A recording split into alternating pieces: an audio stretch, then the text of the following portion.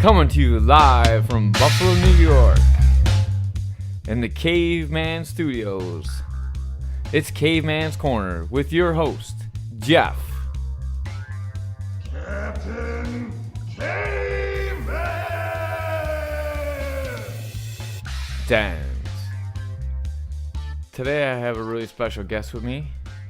The one, the only, Dylan Freedman.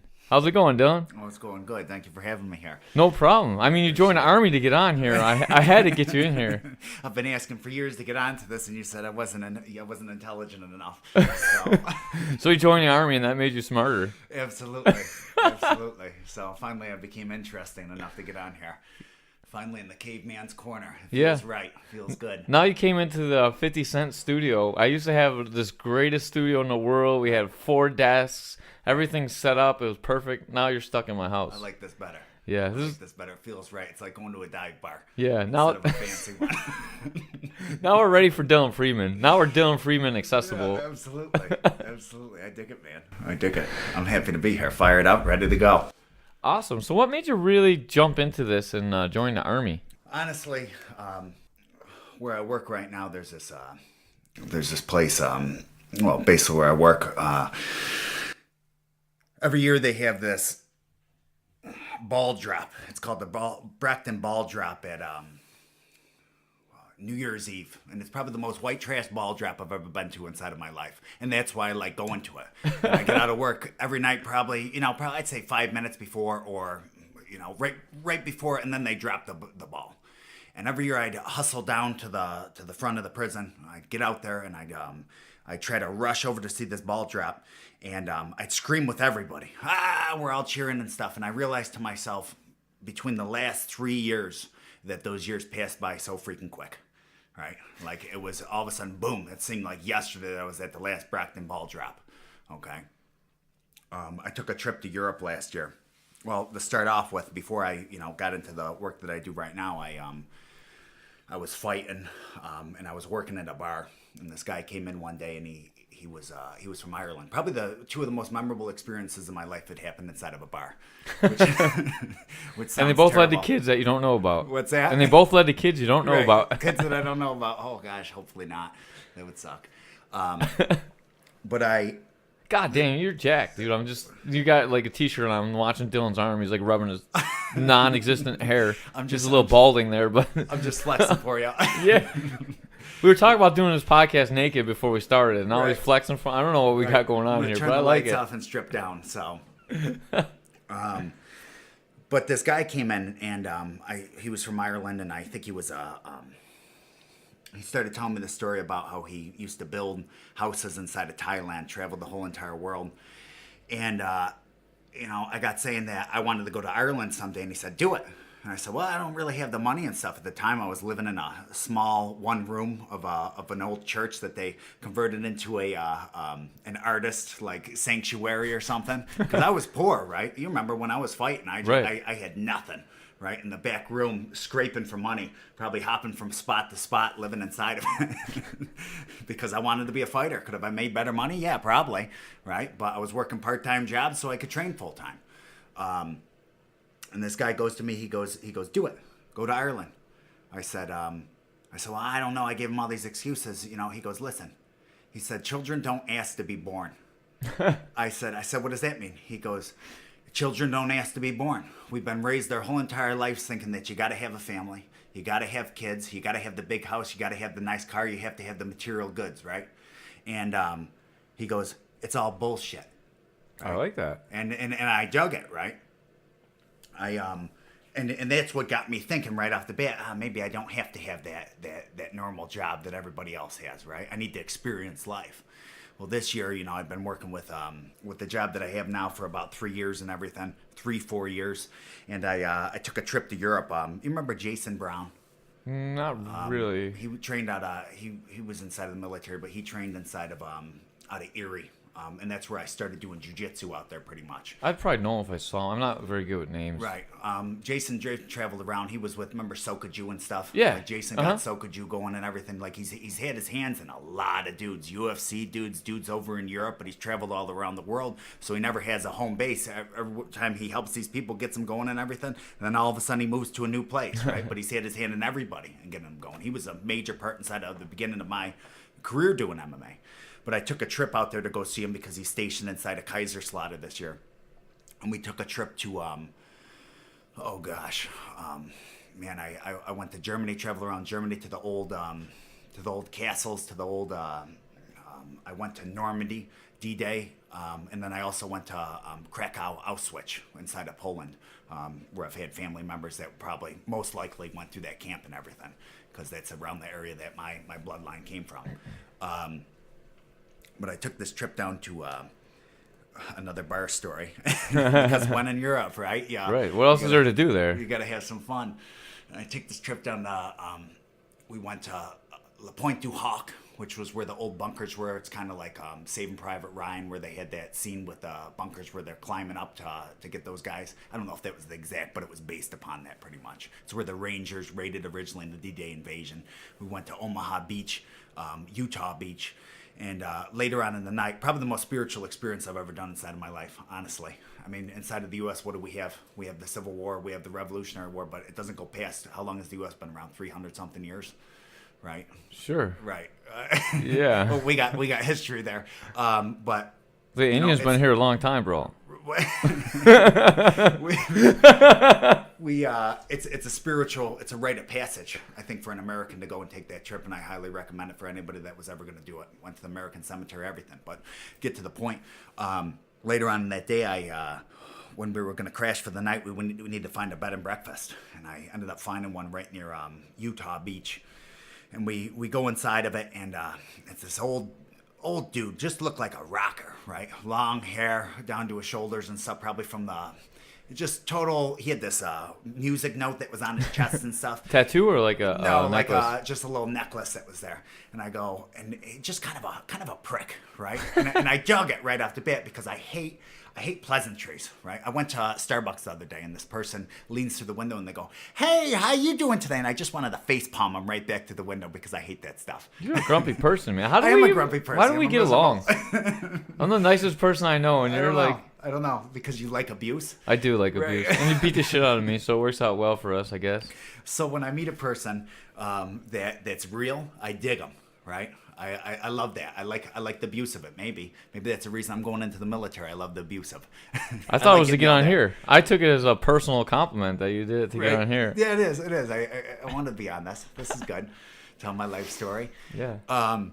But I go to this inside of this place, and I walk out, and I tell Jason, I said, that guy, how could this guy own a place like this? He looks like just like one of us, right? Just like he's a common schlep. And I go, later in the night, I go and sit at the bar and stuff, and we got talking. I said, "You a rocker?" He goes, "Heck yeah, I'm a rocker."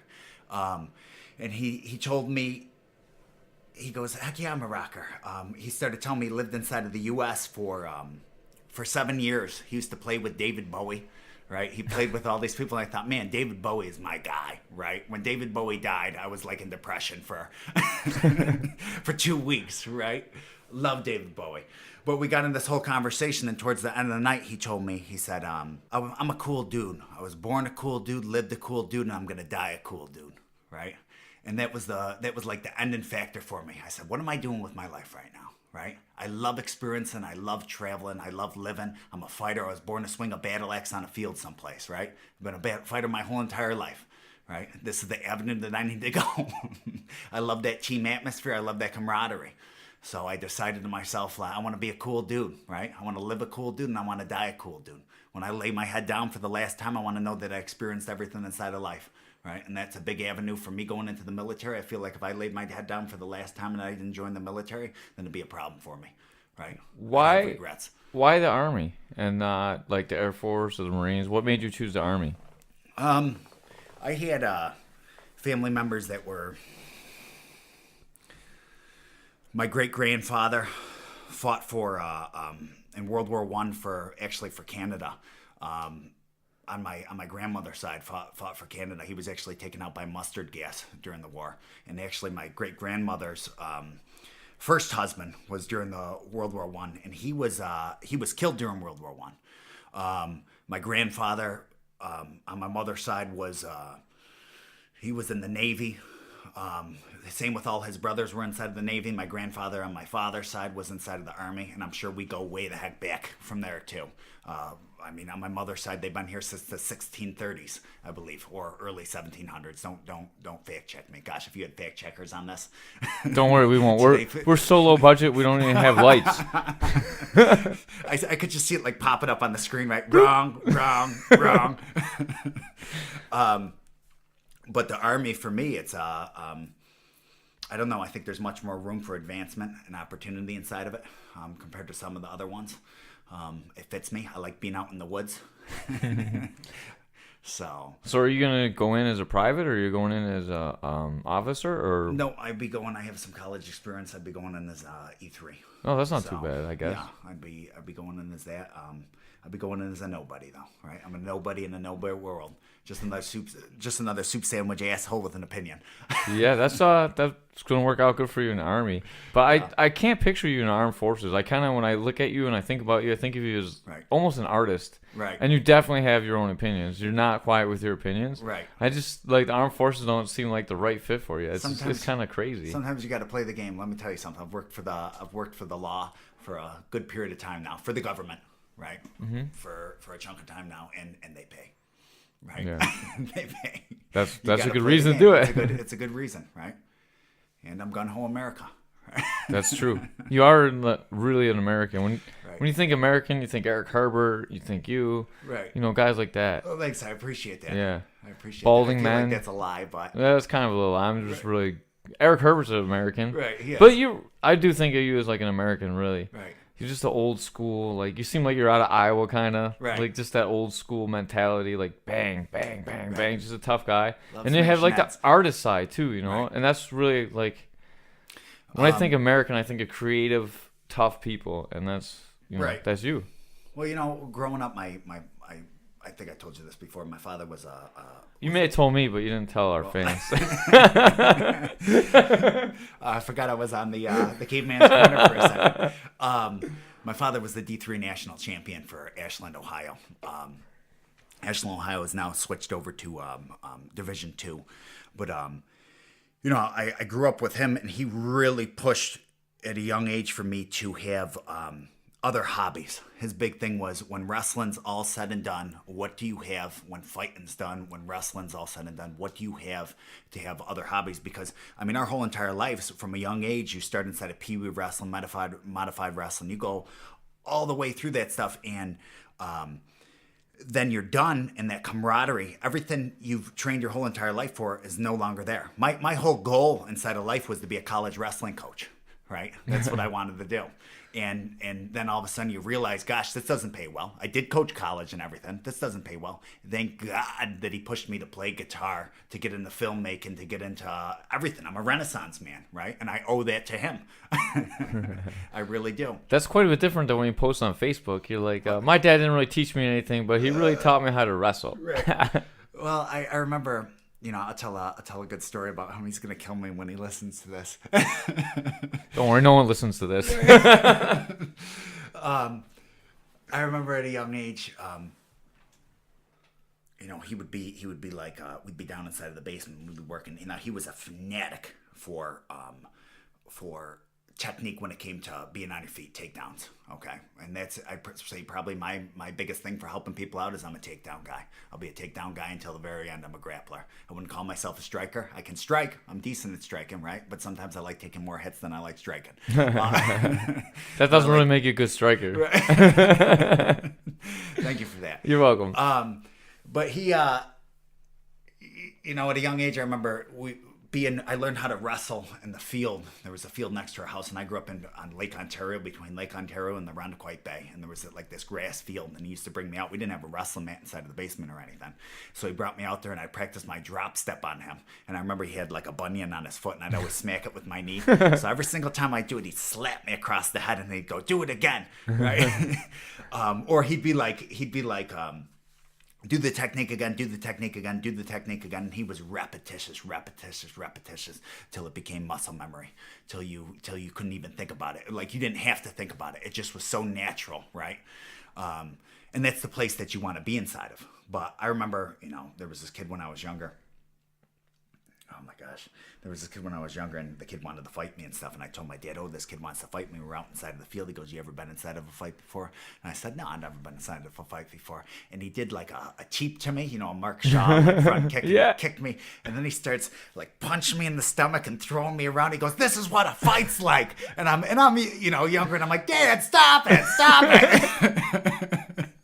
Threw me around, and he goes, this is what a fight's like. You got to get used to it and stuff. So he's rugged, man. He's rugged. That's old school. Now he'd be in jail. Probably. You too, probably. Yeah, probably. Well, society is for the. Oh, you are a rookie podcaster. It's actually him that was just calling me. Joe. Oh, perfect. So, tell him you're throwing him under the bus. That's what we do on Caveman's Corner. We throw people under the bus. What was I saying there a second ago? You were just telling them how your dad beat the shit out of you, and now society is getting weak. Well, society's getting weak, right? It's no longer acceptable of things like that. I think that he made me tough, right? He made me a tough individual, right? Mean, artistic, gave me all sides of it, right? I had a couple different ways I want to go with this, and I'm thinking about it. And let's go right into what do you think about this new generation and how it affects wrestling? I kind of want to jump around, but we'll go right into this. Okay. So, my personal belief is that the quality of wrestling is the highest it's ever been. When you watch NCAAs, man, that is some awesome wrestling. The Olympic level is even better. And wrestling's really come along. The technique and the training methodology and the weight cutting is top-notch now compared to what it was even when I wrestled. Right. But I think we're losing participation at the lower levels, and I think it's going to come through and it's going to affect high-level wrestling. And not only that, with MMA and jiu-jitsu, you're losing wrestlers to MMA and jiu-jitsu, guys that would, probably be national and Olympic champions. Do you concur with this? Do you think it's a little bit different? What are your views on wrestling itself right now? Amateur wrestling. Okay. We're not talking about WWE, guys. No chairs. Right. All right, let me start off with this. And this is what my thought process is on it. I think that wrestling right now is, because of things such as flow wrestling, right? Look at us Olympically. Not Olympically, on the international level, okay? We have not been this good in my opinion, since the 80s, okay? Right. Since the heyday. Why is that? I think it's because all of the techniques are right on your computer, right? Mm-hmm. You don't want it. You don't got the best coach inside of the world. You don't have a father that is a D3 national champ or something. You can get those techniques and you can be good. You no longer have to travel and do these camps. It's the best thing to do is do these camps, like a Jeff Jordan's camp or something. Dylan Freedman camp. Right. That's what you should go to. Yeah, that's what you got to go to. Check that out, right? But what I think is that where we've gone wrong is that, first of all, wrestling's a boring sport. Okay, if you don't have a wrestling background, you've wrestled, right? For Correct. us, it's interesting. We love watching wrestling, right? Because you know the technique behind it. But let's say you've never done it before.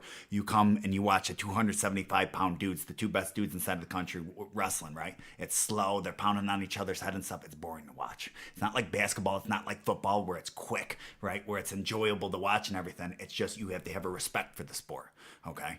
I think that society where we go wrong is that every child is a winner now, right? Every child gets a trophy. Before we get into that, I that's changing the thing of I don't want to talk about the participants yet. Do you think changing the rules would help wrestling? No. Because, my wife is married to me. Right. I wrestled my whole life. She's been in wrestling tournaments. She could not tell me the rules of wrestling, what scores what. Right. You know what I mean? It's not a spectator sport. No, but Wrestling. why isn't it? We could make it a spectator sport. We could run on a platform, like do pyrotechnics, bring them in, have push-out rules, make a, if you're stalling, put you down, do lots of stuff to encourage the action of wrestling. They already did that, right? They tried it with Olympic wrestling, where they tried to change the points up and everything. They tried it with freestyle wrestling, okay? They tried to make it quicker. They tried it inside folk style wrestling, where someone gets pushed out of bounds if they're stalling or something. I believe they take points from them. With the stalling calls to try to make it more high pace, more quicker. What was it? Real world wrestling. Real pro wrestling. I love that. Right. To be honest with you, that was I love that style of wrestling. It was really exciting to watch. I thought it was exciting, but how long did it last? Well, what happened is the place that marketed it burned to the ground and it lost all their footage, and they went out of business. Yeah, I didn't know that. Well, I was super into that. I was Right. pushing that along, man. I love that. yeah. I don't know. I We used really. me and my wife, this is a crazy story that has nothing to do with you, but I'm going to tell it anyways because I like to talk about myself. Right. That's good. Right. We, I'm gonna take a nap real quick. yeah, she while lives you're in telling Texas. I lived in Buffalo, and Real Pro Wrestling was on the same station at the same time for us. So we were watching it together, and we talked on the phone while we were watching it. Yeah. And that's like the only wrestling she ever liked. So Right. I just want to say that story. it. I dig it. So like we got a fan of women to watch it, and like to be honest with you, you could market to women because look, there's a bunch of jack dudes in singlets like wrestling each other. Right. All right, let's get into the kids now. You were saying Okay. that the kids are getting soft. Yeah, I think we're getting soft as a society. I think every child is a winner, and the thing about wrestling is, or the thing about fighting is, or MMA, is that in the end of the day, you don't have that sports team there for you. Okay, you don't have those guys that everybody likes to blame someone. All right, everyone likes to say, well, it wasn't my fault, it was Johnny's fault over there because he didn't make that pass. Inside of wrestling, it is your fault. If you lose, no matter what, in the end of the day, it is your fault. Right, the points are straightforward. You get taken down, it's 2 points. Right, you get turned to your back. It's how we're running points. It is what it is. It was you that lost, and for a lot of people, they can't accept that because gosh, this whole generation's been winners. Right, everybody gets a trophy and everything. That's the thing that brought me into wrestling, to tell you the truth. It was the only sport I could compete at because I was smaller. Right. You know, in this weight class, so it's fair. It's the only fair place in the world, I think. You're both on the mat. You both have the same rule set, and who's ever better wins. Same thing with fighting. That's why I truly enjoy the fight. Well, what do you think? What do you think's happening yourself then? I think it's the same thing you're talking about. I think Title IX affected it. Mm-hmm. The women's sport need equal funding, so wrestling doesn't make money, so it gets cut. And I think it's not fan friendly, and I think it needs to be fan friendly to survive. Right. Well, look at it a little while ago. The Olympics was talking about dropping it. Exactly. The first sport known to man, wrestling. Right. What is the first thing? Who knows? Cavemen were out there. I'm probably not using the proper terminology for that, but whatever. Right. Cro-Magnums. Right. The first thing you do, you grab onto each other, you start grappling and stuff, and then it becomes Kids do it everywhere, man. You know, like when you see two kids, every kid's wrestle. You know, right. At a young age, even girls. Right. Before you learn how to punch, what do? You try to throw someone to the ground. Yeah. And they're trying to get rid of it. What's that say about it? Right. What's that say about the Olympics? Let's talk about the Olympics. Right. Well, they're a money grubbing bunch of. It's a joke. Yeah, it is a joke. But FILA has been awful itself. Like the governing body of wrestling itself has never done itself any favors either. Right. It's had a lot of corruption scandals. It hasn't really handled the money well. Right. You know, corrupt officiating at times. So just like MMA. Yeah, exactly. But MMA is thriving because it's a spectator sport, and that's a spectator sport. That's what we need to draw the wrestling. But look at NCAA's, man. They've been setting tennis records the last couple of years. Yeah. You know, like there's the interest in it. We just have to market it the right way. Well, I think there's still a strong interest in it. It's still doing well. It's still thriving. Technically, it's way better than I think it has ever been. The product is amazing right now. Like it's exciting to watch. If you watch two 145-pound matches, you know, like I'm going back to back. It's exciting, man. But I don't like the way they broadcast it either. The split screen with two guys, like, you know, just broadcast the late and show the best match every time. You know, right. Yeah, I guess back to that point though. What's going on with these kids and everything? It starts with the. You want to dive deep on this? Yes, I do actually. It starts with the American dream, right? Uh-huh. If you try hard enough, right off the bat, we tell every child every child's born a genius, right? You can do anything, right? You can do anything. You're the best, right? You're a good-looking kid. I've met a lot of ugly kids, right? And every parent tells their kids that, oh, you're the best-looking kid inside of the world. No, just tell them if you got a fugly kid, just tell them they're fugly, right? Mm-hmm. I'm not the best-looking dude inside of the world. Gosh, my parents told me. But we build these egos up, and we build them up that they're going to be these great individuals and everything that are out there, right? If you try hard, if you try hard enough, the American dream, that you're going to get it, right? You're going to get it. I believe that if you try hard enough, you can get almost anything. Possibly, right? But you can't win a beauty contest if you're ugly. But if you try hard enough, you can be successful in life. I believe that. You can be successful in life, right? But the problem is that we set people up for failure. Right? Yeah. What if we said if you try hard enough, right, that there's a possibility you're going to get it. You may not get it. You may be branched off into a different area inside of life, right? And you may be successful inside of that because you were working towards this, and then it webbed off to someplace else, right? But what happens is you have these kids that try it because they've been told their whole entire life, if I try hard enough, I'm going to get it. And the first time that they fail, right, they go, this isn't for me, right? Yep. I'm a genius. Right? It's just life that did me wrong. Maybe God did me wrong. Maybe my parents, it's the circumstances that I was raised inside of, right? Does that make sense to That you? makes a lot of sense. Well, So all of a sudden we set these kids up for failure. The difference is everyone goes, we become lazy to a certain point. I mean, you look at when did your grandparents come to the country? my grandparents were both born here. Okay, before that, when's your family? My come great up? grandparents came over in Okay, the great. generation before that. Great grandparents. Yeah. Okay. Great grandparents come over. I know my grandparents came over and they did really well for themselves. You get let's say these foreigners that come over, all right? And I know these a family inside Jamestown, New York, and it's an Indian family, and they own this Subway, right? And they came over with nothing, right? And they built this Subway chain, probably a multi-million-dollar business that they got going on over there. Why? What's the difference between a person that can come over from a different country and someone that's here that was born here with all the same opportunities and they weren't able to do it themselves? Hard work, dedication, belief in themselves, ability to fail and learn from it. Right. Or maybe these people came over and they really know what nothing is, right? They Yeah. have the desire because they're coming from nothing, right? So they know how bad it can get, so they come over with the work ethic because they haven't had it easy, right? Inside of the U.S., we've had it so easy. Then what's really the reason we're comfortably numb? What's the reason to push to become really good at something, right?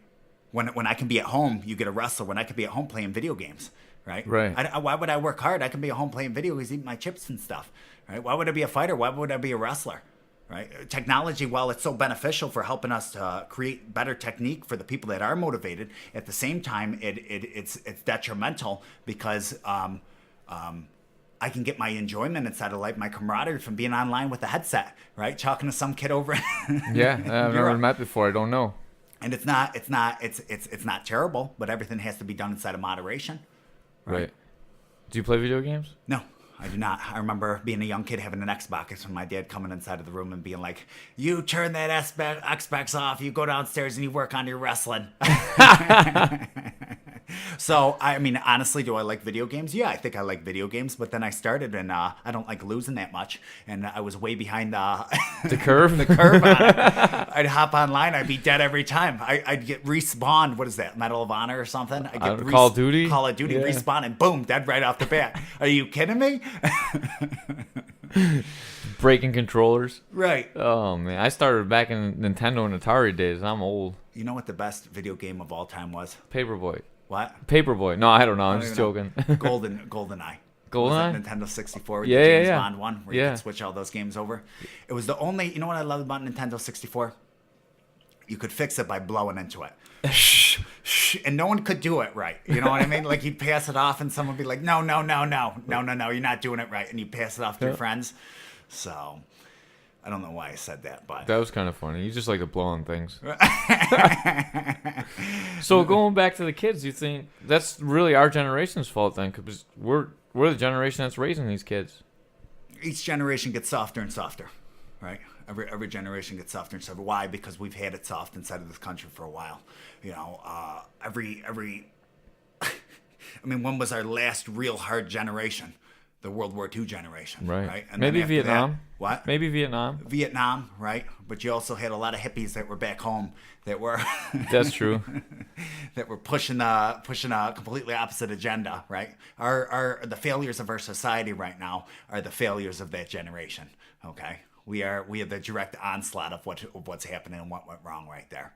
Okay, that's my personal opinion. We could get real deep into this and go into a whole caveman conspiracy, because that's when we started finding out how much the government was really going against us and faking like Bay of Pigs and all that kind of stuff all at the same time. But we're going to stay away from that topic for I'd reasons that we've already talked about off air. Yeah. Well, how about we get into your coaching philosophies then, since you started wrestling? You said your dad instilled in you a whole bunch of coaching philosophies that you like to pass on to others. Can you talk about coaching for wrestling and then maybe coaching for MMA after that?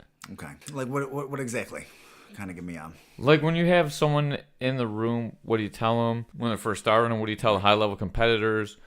How do you make a high-level competitor? What do you do to develop someone from being, whatever level they are, into a good college wrestler, into a Division I college wrestler? How do you turn a regular person into Jeremy Stopa, for example? right. Something like that, along those lines. Right. I had to throw Jeremy Stopa's name in here. Right. Yeah, you had to. So I like Stopa. I know he's probably going to be listening to this. He'll be the only person listening to this one. He's going to have one view. 3, because I view it twice myself. So Right. First of all, I start off with a certain personality type, okay, that I enjoy working with. I said there's certain individuals that are out there. I like crazy.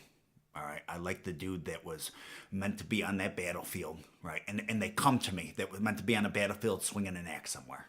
All right. There's two different types of fighters, right? I think fighting has changed since me and you started, okay? I 100% agree with that. I believe that you're getting into an age right now where we said before, it used to be those warriors, just mean, rugged dudes who like to go out there, hit and get hit and choke. And well, no one likes to get choked. But, I don't mind it. So, if you want to choke me out after a podcast since we're naked, I mean, I'm going to go with that. What it's become right now is with the internet age, okay? The internet age was there before, but everybody's trying to market themselves. And it becomes like you have a lot of individuals right now that want to be Facebook stars, but don't really want to be fighters, right? They get inside of the cage and everything, but it's not the same type of fighter. It's not the same type of rugged dude. Everybody just wants to be famous. They want to tell their friends that they're great, that, hey, look at me, look at all this stuff. And what do? They do 1 or 2 fights, right? And then you never see them again. Right? I think you see this even into the high levels. Right. I think you get great athletes nowadays that don't really like to fight. They don't like to get hit. They don't like to hit people. But they're such great athletes. They can make money doing it. Right. And they market themselves and they can come in. Look at GSP, dude. And he doesn't look like a real fight. You know what I mean? Right. I mean, he's a warrior and he'll take damage, but he doesn't like it. Right. You know what I mean? Like, it mentally gets to him and he can't continue it. We have this high-level athlete that's really not what I would call like a fighter who enjoys the fight aspect of fighting. They enjoy to exhibit the technique and win and get the money. Right. You know? Well, I think what's happened is you got these Conor McGregors, you got these other individuals, real outlandish personalities that go out there and they really market themselves. Who to start with? What was that? Cael Sonnen, right? Yeah. It was the beginning of that newer era of what people were doing. Boxing had done it for years, right? They would sell good guy versus bad guy. Floyd Mayweather when he just fought Pacquiao, right? It was Pacquiao was good versus Floyd Mayweather, which is evil and stuff. What's detrimental is for a lot of these guys when they go out and they do this. Like I remember, you have kids that come up and they ask for autographs and stuff, right? When Right. they're fighting. No, not really, but Sometimes you'll have a kid. I remember a kid coming up to me and asking for an autograph and stuff. And for him, my personal opinion, when we were fighting, we were just rugged dudes, right? Was it the best thing? Do I recommend a person to go out and start fighting and stuff? No, not in a million years, right? It takes a certain individual, and certain individuals need it to become spiritually, mentally, and physically stronger as human beings, right? But I like that. For the majority of kids that are out there, do I recommend it going into this lifestyle? No, it's a miserable, it's a dark, right? It's hard on your body, right? All these kids look at these guys, these Chael Sonnens, these Conor McGregors and stuff, who are mother F this, mother F that, mother F this, right? Yelling and stuff. And they think that's what it means to be a man, right? That's what it means to be tough. So you grow up thinking, instead of idolizing a doctor, right? A guy who's curing cancer, or an intellect, right? What do? We go out and idolize these asshole fighters, right? Sports figures in general. Okay, you get these football players and stuff, or you get these actors, right? Everybody's got an opinion. Every asshole has an opinion. Every soup sandwich asshole with an opinion right now, okay? Everybody's got an opinion that is out there, and they want the world to see. And what we think is, gosh, this guy's successful, right? He's Conor McGregor. Everything I wanted in my life, Conor McGregor has, right? He's got the nice cars. He won the UFC, the championship. He's got the belt and everything, right? But here's the thing I've always realized about a majority of fighters, right? What's the reality of the situation? We're fucked up. Okay, that's the reality. That's but the we truth. Look right. You met a lot of lot of them, right? Maybe not me. I'm perfect. Okay, but right, yeah, that's why you're here. Right, You that's joined the why I'm army here. to get on my show. Yeah, you're very mentally stable. Let the record reflect I am. But what happens is these young kids, we look up to these individuals, right? And we start thinking, gosh, this guy's political opinion must really mean something. No, the only thing he's good at inside of his life, right, is getting out there and fighting, right? How many dudes have you met inside of football, right? Major football players, right? The only thing he's good at is playing football. right? But then he starts saying political things, right? Because he's been brainwashed by whoever, right? And he's hopping on the bandwagon for CNN or Fox News, whatever, and just preaching what regurgitating what's been brainwashed into his mind, right? And everybody's pushing those issues right now. But are they really qualified or knowledgeable enough, right, to be talking about those issues? No, they're not. Right? What makes you qualified to talk about the issues? What makes me qualified? No, anyone qualified. Live it. I don't go out and talk about issues that I have not lived, right? That I have not studied deep into. The problem with our society right now is that, everybody with an opinion right now, this is the internet age. We were talking about the internet age. Right, for sure. Is everybody can hop online right now. If you have an opinion, you can find 5 other assholes that have the same opinion as you that have done some blog online, right? You can find 10 articles from a news site, like even a reputable news site that agree with you either way. With you, right? No matter what your side of the issue is. Right, that's tainted. Yeah. But the thing that's nuts about it is, when we were younger, you had to go to the public library. And you had to find a book, then you had to read through that whole entire book, and you got both sides of the opinion inside of that book right there. Right, where you became knowledgeable. Sometimes, or they had one side of it, and when there's less information, it's even easier to control you. I think it just depends on how hard you look. Now, I think you have more access to more information you can find out it's true. I just don't think 99% of the population uses that. Maybe. But I figure for myself, I think there was more knowledge inside of those books when you did it. Yeah, you can find way more information, but you can also, because I want to believe what I want to believe in. So when I look up online, I only look at the articles that I want to believe inside of. But if you got a couple books out from the library that's on the subject, you're bound to get a couple different opinions from scholars that are knowledgeable inside of those subjects and most likely experts inside of those subjects. Right. But now you can go online and read the actual the science papers the same way, or the articles posted by doctors. And it's just as easy to find. You just have to put in research. I just think we've lost the ability to find out what real research is. Right, absolutely. Which is pretty much the same thing you're saying. Yeah. Just I'm arguing with the technology part of it. Right. We're just arguing over semantics, really. So we really don't have an argument. I don't know what we're talking about. All right, fight break. Yeah. How dare you embarrass me on this? Right. Don't beat me up. We promised we were only going to strike. We said no wrestling. Right. No wrestling. We're striking. We'll wrestle. Yeah, no grappling either. I love the grappling, man. Me too, actually. I can't believe how good you got in the gi. Well, thank you. I appreciate it. Well, that's hard work. A lot of people don't put that time in. Yeah. Before we get into that subject, go back to what your question was. Okay. What I'm going to revert it back to. You asked what type of fighter.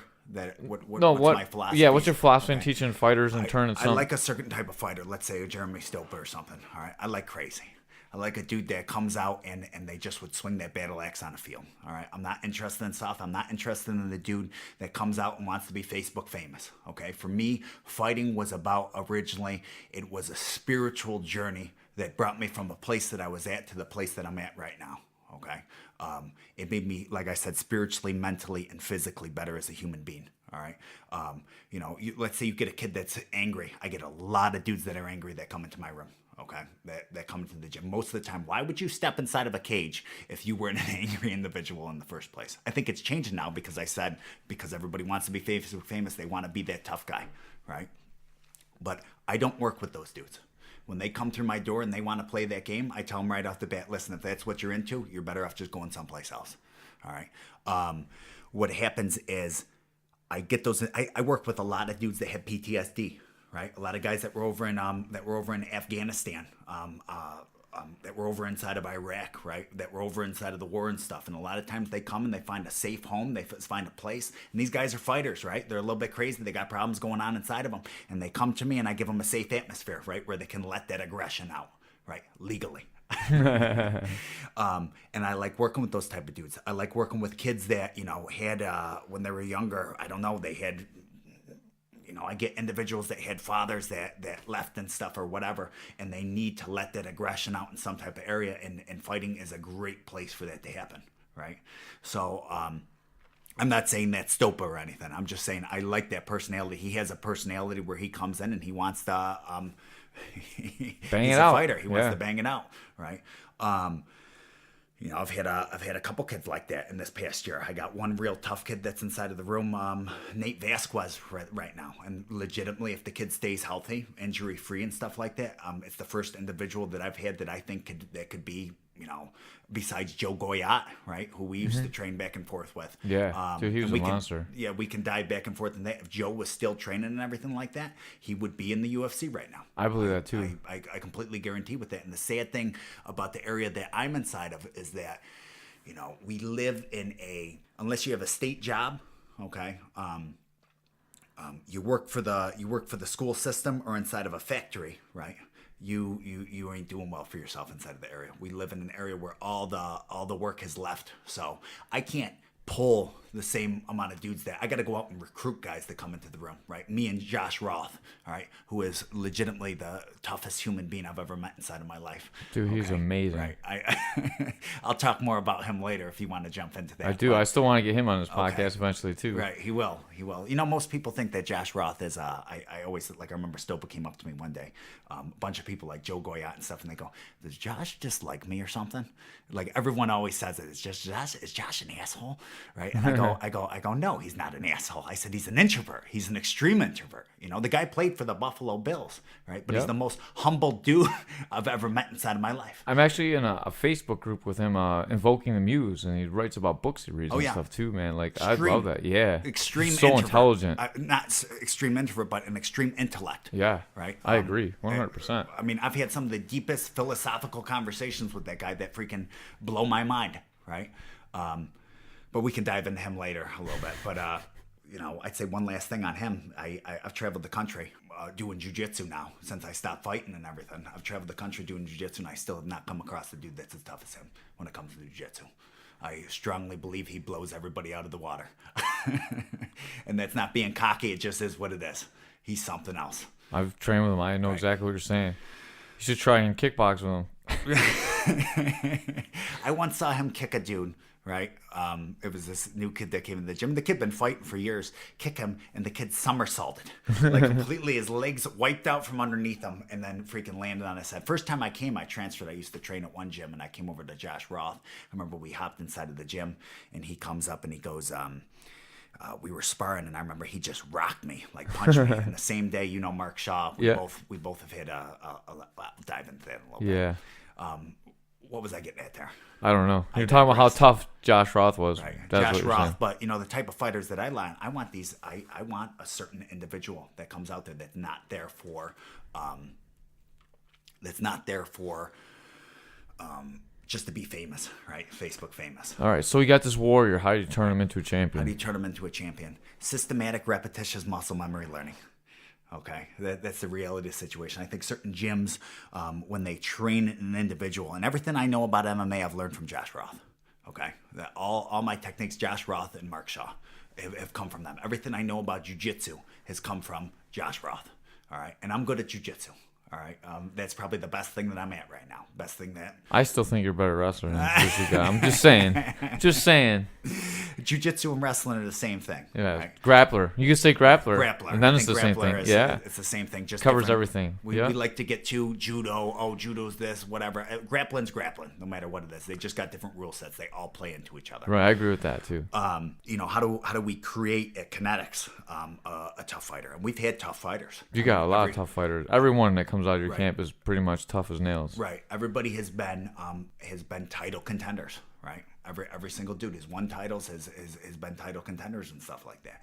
What I do is I do not like a fighter. I'm a mind fucker, right, for a living. That's what I do. All right. When I go inside of there, I'm not just going in there and saying, hey, this is what you do. Here's the technique. Do what you do, baby. Go out and go in the cage. Hey, coach, what should I do? Do what you do. Just make it happen when you go out there. I showed you some techniques. Just do whatever you want. You're an artist, baby. Go out and make art. That kind of sounds like what you should say. It's not, though, because what happens is you have individuals that go inside there, and especially when they're first starting the fight, they're panicked. You know what the nerves are. If you don't go inside a fight and you don't have nerves, you got problems. I don't get nerves anymore. Yeah. I really don't. That's probably a bad thing. You're probably brain dead. Yeah, I get nerves before the fight. Like, before, and now I walk out, dude, and the nerves are gone. Right. I used to be so nervous even standing in the cage before the fight. Yeah. Like now it's not. It's It different. gets better with each fight. It definitely Yeah, does. now my nerves come when I sign a contract, and like every day when I train, I'm like, oh my god, he's training harder. I mean, that's when the nerves hit. Right. Now fight night, I don't really feel nervous anymore. Okay. Well, let me dive into this. So I suck, right? No, you don't. You don't suck. You've been fighting for a long time. You've been fighting before anybody else. Hell, I think the problem is what we do inside of fighting, or a lot of gyms do, is that whether it be jiu-jitsu, whether it be wrestling, whether it be MMA, is that we show too many moves. Okay, that we come in and we go, oh, here's 1,000 different moves. Okay, here's a move. Here's a single leg takedown, and then here's an arm bar over here, and the moves have nothing to do with each other. Right, that's what we teach them inside of a practice. Here's a single leg takedown way over yonder. Here's an armbar. They do not connect, right? So what I do is I do systematic, repetitious, right? Systematic, what does systematic mean? It means I didn't come in and show a single leg. I didn't come in and show an armbar, right? What I did was I showed a single leg. He pushes my head to the outside, right? I switch off to a double leg, right? So that way it's, if this move fails, what is the next step that I do? Whether he pushes my head this way or he pushes my head that way. And that's how I train people, that everything is inside of systems. And that's why they do so well. So when they go out, it's not like we're going and doing artwork when we go out there. Do whatever you want, throwing shit into the wind, right? Right. We're going out there, and it's step by step that they know if I went into a anaconda choke, right? And then it slipped, the anaconda choke didn't work off, I switched out to a prayer choke, okay? From choke to choke, I have series that we do that is complete choke series. Right, or it's complete. Everything is serious, right? That I work with these guys, and we work it over and over and over and over again, right, until they're bored with it. Okay, why do so many high school teams? You look at Jeff Jordan. I'm going to keep bringing up Jeff Jordan, who runs a high school out of Ohio. Why is he consistently one of the top teams inside of the country? Okay, he's consistently one of the top teams inside of the country because he is systematic with what he teaches. And it's not a new move every single day. No, we work it over and over and over and over again until you're freaking bored with it, until it's muscle memory, right? And these guys come up and they perform and they do well inside of it. So you need guys that are disciplined then. You need to maintain a discipline right. to be able to Right. continue to rep moves that you're bored of. Right. And that's the problem when you run into a school, I think, is you're going to lose people that are paying you money. Right. That's why So do you want to have a top competitive school, or do you want to have a martial arts school, or do you find that balance? And I think finding that balance is what affects a lot of teams. Right. That's why I work with the fighters. That's why Roth lets me work with the fighters. He knows I'm not the dude to come in and teach his kids class or something. I take everything as disrespect from the kids when they roll their eyes at me. That's funny because I do teach the kids class. Right. I couldn't do it. I couldn't. You got the right personality for it. You're a lot more outgoing than I am. Right. I'm a lot more jaded and bitter. I've been a drill instructor for the past 4 years. Okay. Right. So I'm a yeller for a living. So when I go inside of there, you used to finding kids and molding them and turning them into outstanding individuals. And then you go inside of here and everything's yes sir, no sir. When you go to these when you're at work, and then you come to the kids program and you got some young blonde-haired kid that's going rolling his eyes at you like you're some a-hole. And it's just not my thing, right? Same thing with working inside of some of the classes. My whole goal was always just to be a wrestling coach. All the way through school, my whole plan was to be a college wrestling coach, and I did do it for a while, right? But then I realized that society was moving into this politically correct agenda that we have right now, and it surpassed me, right? Right. My personality wasn't meant for it anymore, and I came to Josh Roth's, first started training with him, then I started working with the MMA program with him and everything. But it allows me to do whatever I want. It allows me to mold people in the way that I want without having the restrictions of the Sue Happy parents. Does that make sense? That makes a lot of sense. What was the question one more time? I don't even remember. I asked it like 15 minutes ago, man. I don't remember. I get rolling with it, man. That's good. I think the question was, how do you turn these people from normal people into champions once you get the individual that you want? Right, the individual that you want. Joe Goyat. Let's go into a Joe Goyat. Joe Goyat was a freak of nature. Okay, Joe Goyat was. There's certain individuals that are out there that you can, are like cats, right? You know when you turn a cat's head upside down, don't do it, but you turn a cat upside down and then you drop it and it will land on its feet. Hey, did you try that, or you just? What's that? Did you try that, or are you just assuming that's what happens? I'm assuming. I've that's never what seen happens. that happen. Let the Everyone- record reflect that I am assuming that's what happens. I've heard that said live. Never seen anyone do that ever in my whole life. Well, you see a cat when it loses its balance, when it jumps from one counter to the other, but it always lands on its feet like it was twirling. In my house, we just eat cats. We don't. Right, We don't right, play right. with them. I don't know. I imagine that. So you could do some mean jokes with that one. Yeah, oh yeah. She says hi, by the way, Oswald. Yeah, yes. So She wanted to make sure that she knows that she likes to call you Oswald. And right. My arch nemesis, Yeah. your wife. So I wish she was here today. That would have been perfect. right, it would have been good. So taking these individuals, you had a Joe Goyat. Joe Goyat was a freak of nature. Okay, the same thing with this with Nate Vasquez, the guy that I have right now. Yeah, we have one too, and Patrick Mix. He's Right. phenomenal. Oh yeah, he is. I mean, Patrick Mix. I see Patrick Mix within the next year being inside of the UFC. Yeah, for sure. I would love to see you guys go at it in a grappling match, by the way. Yeah. Maybe a super fight at Josh's tournament. I'm just saying. Yeah, I'm just a saying super that would be fight, one yeah. exciting super fight. No, I like Patrick. You know, I've been offered to fight certain people before, and I like them as individuals. Like Keith Ferrant, I got offered to fight him one time inside of Rochester, and Keith Ferrant's a friend of mine. You know, there's something about Like going, fighting or like jujitsu super fight? I'm No, talking like- about like an jujitsu. actual I'm talking MMA. about jujitsu with Pat. I would love to see you guys do like a gi maybe match. That'd be perfect. That'd be fun. Yeah, I would love to That'd see be that. fun. Dude. I don't know though. So yeah, man, who knows? I feel like you're trying to get this going now. I do. Like you're a great wrestler and he's a great jiu-jitsu guy and a really good wrestler, man. Like it's Right. crazy. Yeah, I'd love to see- He's a freak of nature. He's definitely a legit for this area. He's got the most potential out of anybody right now. I swear to God, if him and Joe Goyat were working together every day, dude, we'd have two fucking guys in You'd have UFC two right guys in the now. UFC right now.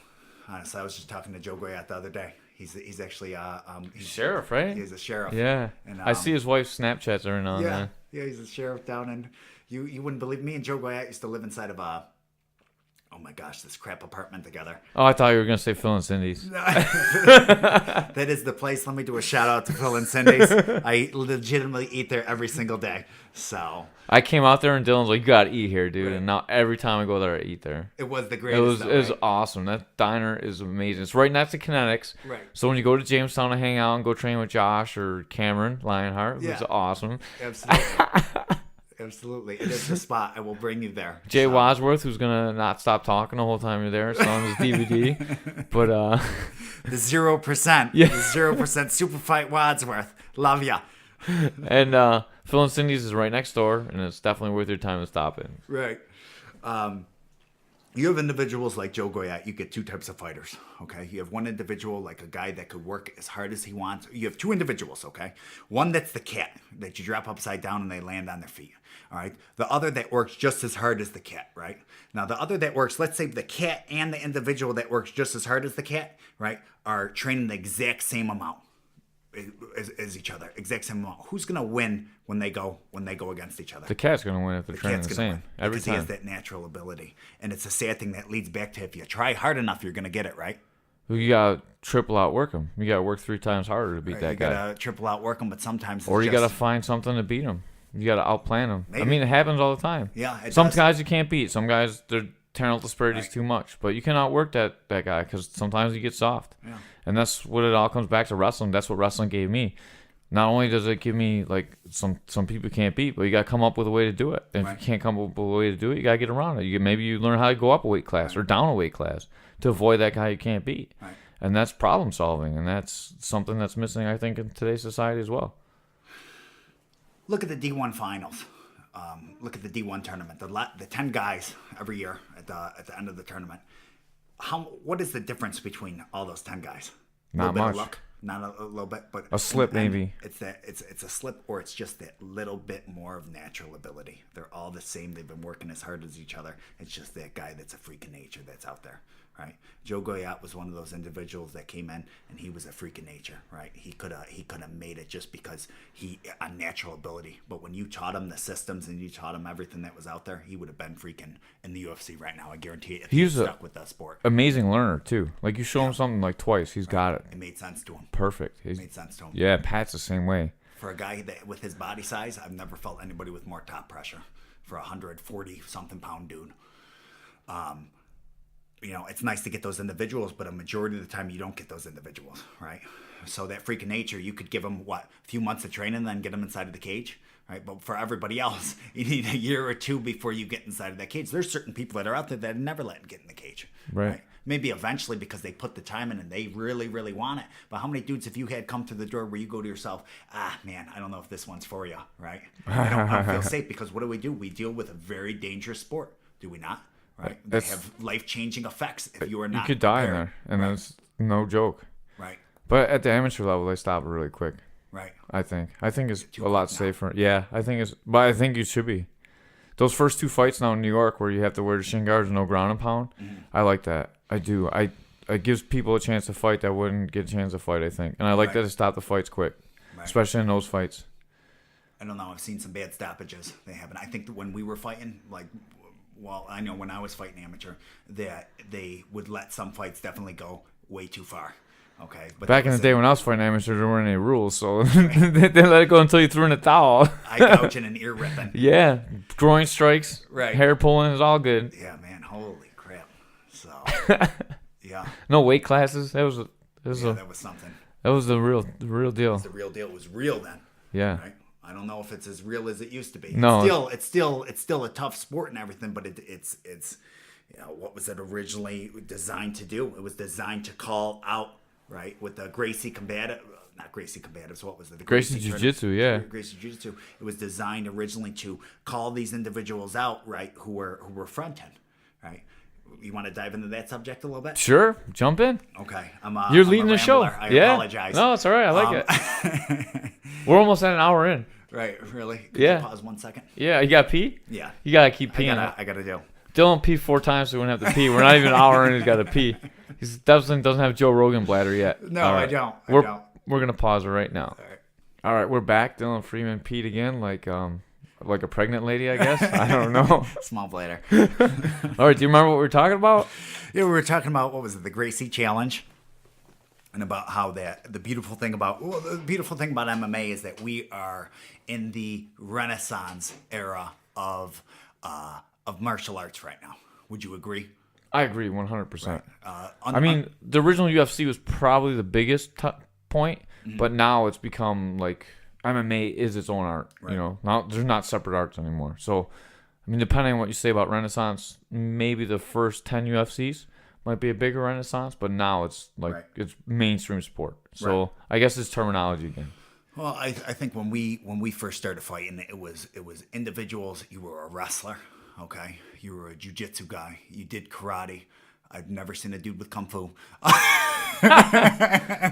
There was a kung fu, Jason DeLucia. He fought Hoist Gracie. Oh, he got armbarred. He got armbarred, and that was the end of kung fu inside of martial arts.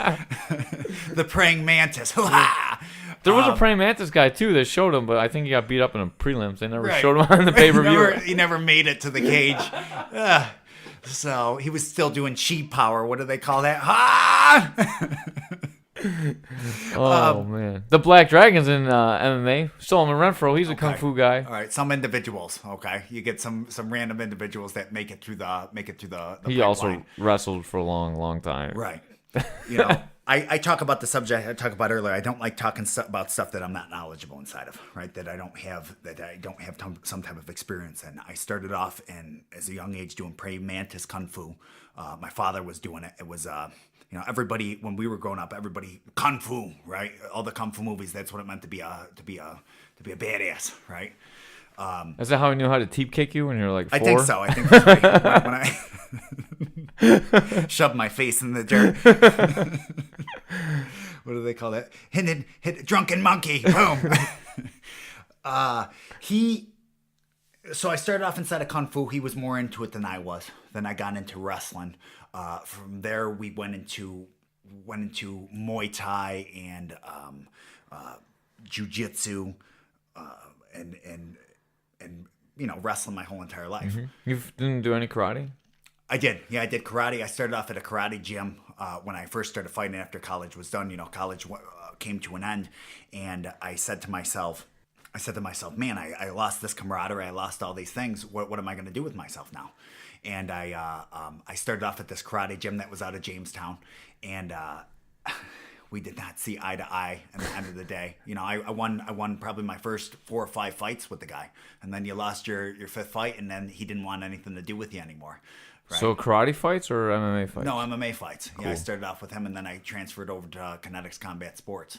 The problem with karate, saying that I have a background inside of it, is that karate is all styles have problems, right? Boxing has problems, karate has problems, Muay Thai has problems. Let's say striking, all right? Jiu-jitsu, the beautiful thing about jiu-jitsu and wrestling is that there is a proper way to do technique. It don't matter where you are, okay? The right arm bar is the right arm bar where it should be in any gym that you go to, all right? The right double leg takedown is the right double leg takedown. It's not an artistic thing. The path of least resistance is what we're looking for. Everything else is bullshit.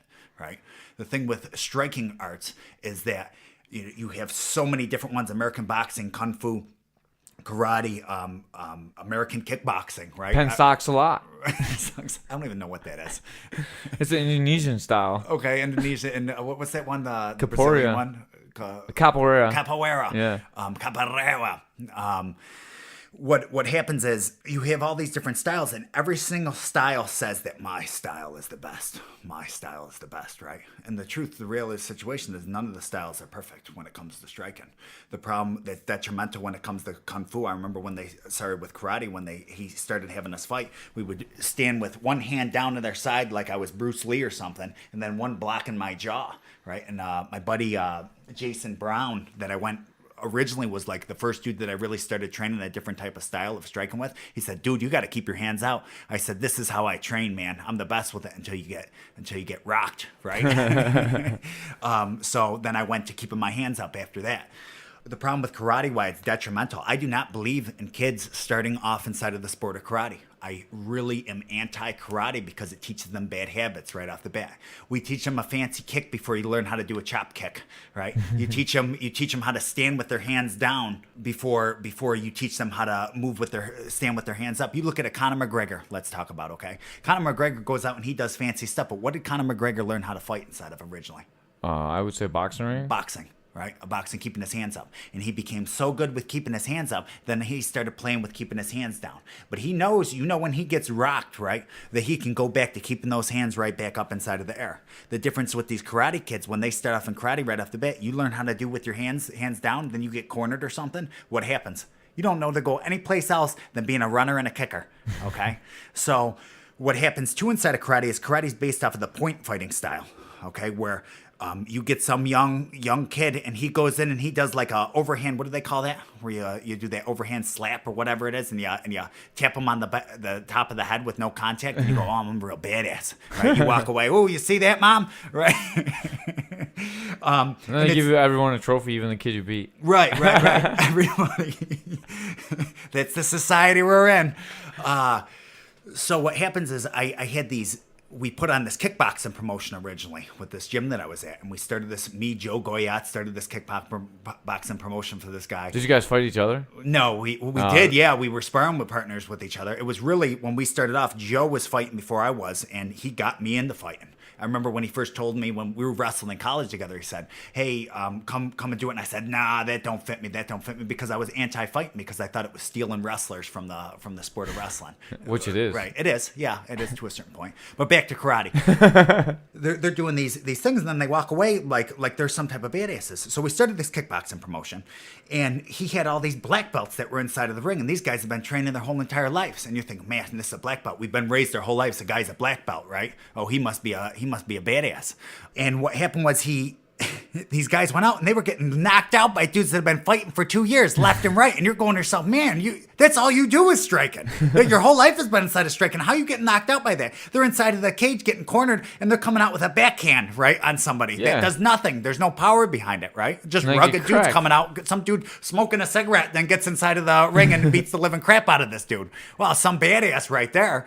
You know what karate has that wrestling doesn't have? What? Good self-promotion, because everyone's scared of a black belt. No one's scared of a wrestler. Right, yeah, Who's you're- going to win the fight? The You're right. wrestler. You're right.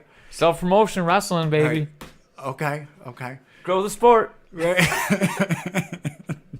USA Wrestling. All day. Right. So then you get into, let's say, Muay Thai. All right. No, we'll do American boxing next. And what's the detrimental thing about American boxing? The detrimental thing about American boxing is it's, what do they call it? The sway, the loop that they do when they go to dodge a punch or something, and they bend down. And when you bend down and you do that to dodge a punch. When you bend down and you talk that way, you miss the mic. I'm back, everybody. So when you do that, The roll, right? yeah, the like roll. roll, When you yeah. do the roll, they do a real deep roll. Okay, and what that leaves them open for is the knee to the head. Okay, from a Muay Thai guy or a guy. And they that's also a clinch kicker. a lot. What's that? They clinch a lot. Right for the Muay Thai as a clincher. No, I mean the boxers clinch a lot and don't do anything in there. Right, yeah. So they that's a don't- weakness to that Right, style. yeah, absolutely. The pros to boxing is that when they get in, they light you up when you're inside of the corner. Okay, you get into Muay Thai. They're also used to contact, and they're used to sparring every day. Right. So They are, phenomenally in yep. shape, just like a wrestler. They are. Boxing and wrestling are the two similar? toughest physical sports, I Right. think, Similar. out of all these styles. I'd say so. And I'll get to that. Mm-hmm. When you have Muay Thai, what's the downfall to Muay Thai? The downfall to Muay Thai is that what was Muay Thai originally about was when they fought the Burmese, correct? Right. And I could be wrong on this. If we had Mark Shaw on the program, like he could really school everybody on the backgrounds when it comes to that. But with Muay Thai, it was about when the Thais fought the Burmese, okay, inside a war, and the idea behind it was that they would not retreat inside a battle.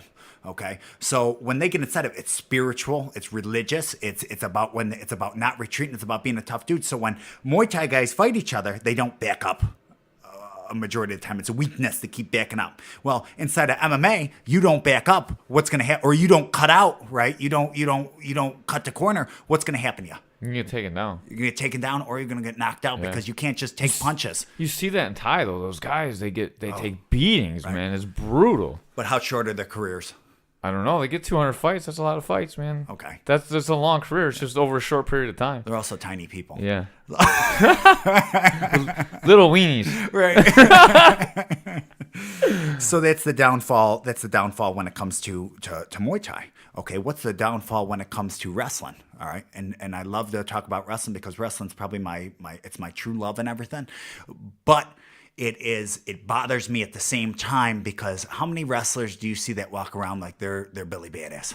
Right, like they're the toughest guy inside the world. Almost every one of them. Every one of them, right? And the end of the day, I'm going to tell you guys something. I love you. Okay, I'm a wrestler. It's my true love, and to the end of time. But it's a sport.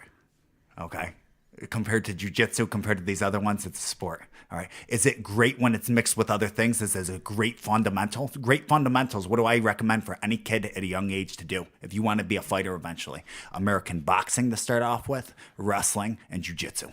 That's what you need to learn right off the bat. Do you agree with that? Or I agree with that.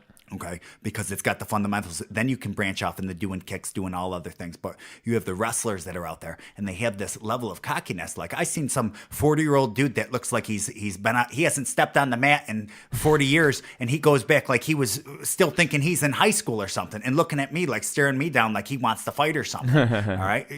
The problem with wrestling is that, you know, a wrestler gets in. It could be Jordan Burroughs. Actually, not Jordan Burroughs. He's a freak of nature. Okay, let's lose somebody a little bit lesser. All right, some D1 wrestler, let's say, and they come inside of the room and they've never done jiu-jitsu inside of their life. If you don't know how to stop a choke, you're getting choked. You could be number one inside of the U.S. You've never been choked before or don't know how to defend that. You're going to get choked. That's the reality of the situation. Did you see the NCAAs where that dude was jumping Kimuras and crucifixes I and did stuff? see that. That was interesting. awesome. Yeah, that was something else. So, I mean, that's Not to get you off topic, I'm sorry, but that popped in my mind. I could Right. just see you doing some shit like that. Not with Just wrestling. to be goofy. Right, yeah. That was... Like that not was, in like the NCAAs, but like, you know, just a old timer tournament or something. I look at that and I think it's sad. Was that kid's senior year? I don't know. Okay, let's say that was that kid's senior year. That would be And sad then. His whole entire life has led to that point right there. And right inside that match, he snapped. The way I look at it, he snapped because everything led up to that point, and that kid, in his mind, he's going, everything's ending right now. This is the end, and he snapped, and he went and did something stupid, and for the rest of his life, everybody's going to remember him for that move right there. Or maybe he did that to be remembered for the rest of his life right there. Maybe he should get in the fighting then. Yeah. So I take him. You want to come down if you're listening to this, and I know you're not. No one's listening to this. I've already shut it off. We're an hour and 10 minutes in. Come find me. Is Stopa listening right now? Maybe Stopa's still listening to hear his name. Maybe Joe Goyette, because he has to pay me a quarter every time I say his name in social media. Yeah, that's good. Maybe Khrushchev. What do you think about Khrushchev's Muay Thai? Khrushchev. I love Khrushchev. I think Khrushchev for Muay Thai is the most skilled person for hundreds of miles when it comes to Muay Thai. The problem is he lives inside of an area that does not have the most amount of dudes. Right. I think if he were in Buffalo, he'd be killing. If he were in North Carolina or someplace where it's kicking, he would have thousands of dudes inside of the room. Not thousands, okay? I'm blowing that out of proportion, but Maybe over the time he's been teaching. Right. You over know? the time. Look how many dudes he's had his hands in. Like in creating the fighting community around here. Right. You, Keith Farrar, I mean everybody. He's had everyone in something to do our with. little circle that we're all close with, yeah. Right. Everyone I taught, because I learned from Mark, you know, so everyone that I train with has Right. been influenced by Mark. Heck, that's how we met. Yeah. So, I think Mark is a brutally tough human being. He turned me from being a kid to a rugged mother jumper. Okay. You can say the word. Right. I'm pretty sure you already did. Right. I have said it a couple times. I'm trying to get politically correct again. Oh, okay. He's a. You want to just stop then? He's a tough motherfucker. All right, thank you. He's brutal. He is. He's one of the toughest individuals I've ever met inside of my life. An extreme technician. He's intelligent too, and he's willing to change anything. You know, Absolutely. that's why I really respect him. If like I show him something, I'm like, but I can get taken down here, and then he thinks about it. Right. I was like, all right, do this then. And the next day, like not even like a week later, like Right. the very next day, he'll have a solution to the problem, Right. and that's amazing. I'll tell you a Mark Shaw story. All right, I like him. For people that you got to realize he's an extremely. I tell people when they come in, like you get individuals that come in, I say, hey, listen, you know, oh, I want to do Muay Thai. I said, if you come in, I want to tell you something. Mark Shaw's intense. Okay, he loves his fighters, and he has more interest in fighters than anything else that's out there. And a lot of times, individuals come inside of the room. You probably notice it too. If you don't have that personality, you're not going to last with Mark Shaw. Right? He likes his fighters, and he's going to be intense whether you're a fighter or not. Right. I remember the first day I came into his practice, and he's teaching a technique, and he turned around and he looks at me, and I'm standing. I'm like, oh, this is awesome, right? This is the best striking that I've ever seen. And he turns around and he looks at me and he goes, "What are you, too good for this, sir?" And I go, "No, man, I'm watching what you're doing. There's no problem." Then he turned around and he goes, "Good." And he turned around and started hitting the pads again. He's just absolutely an intense individual. I know. I love that about him. Right.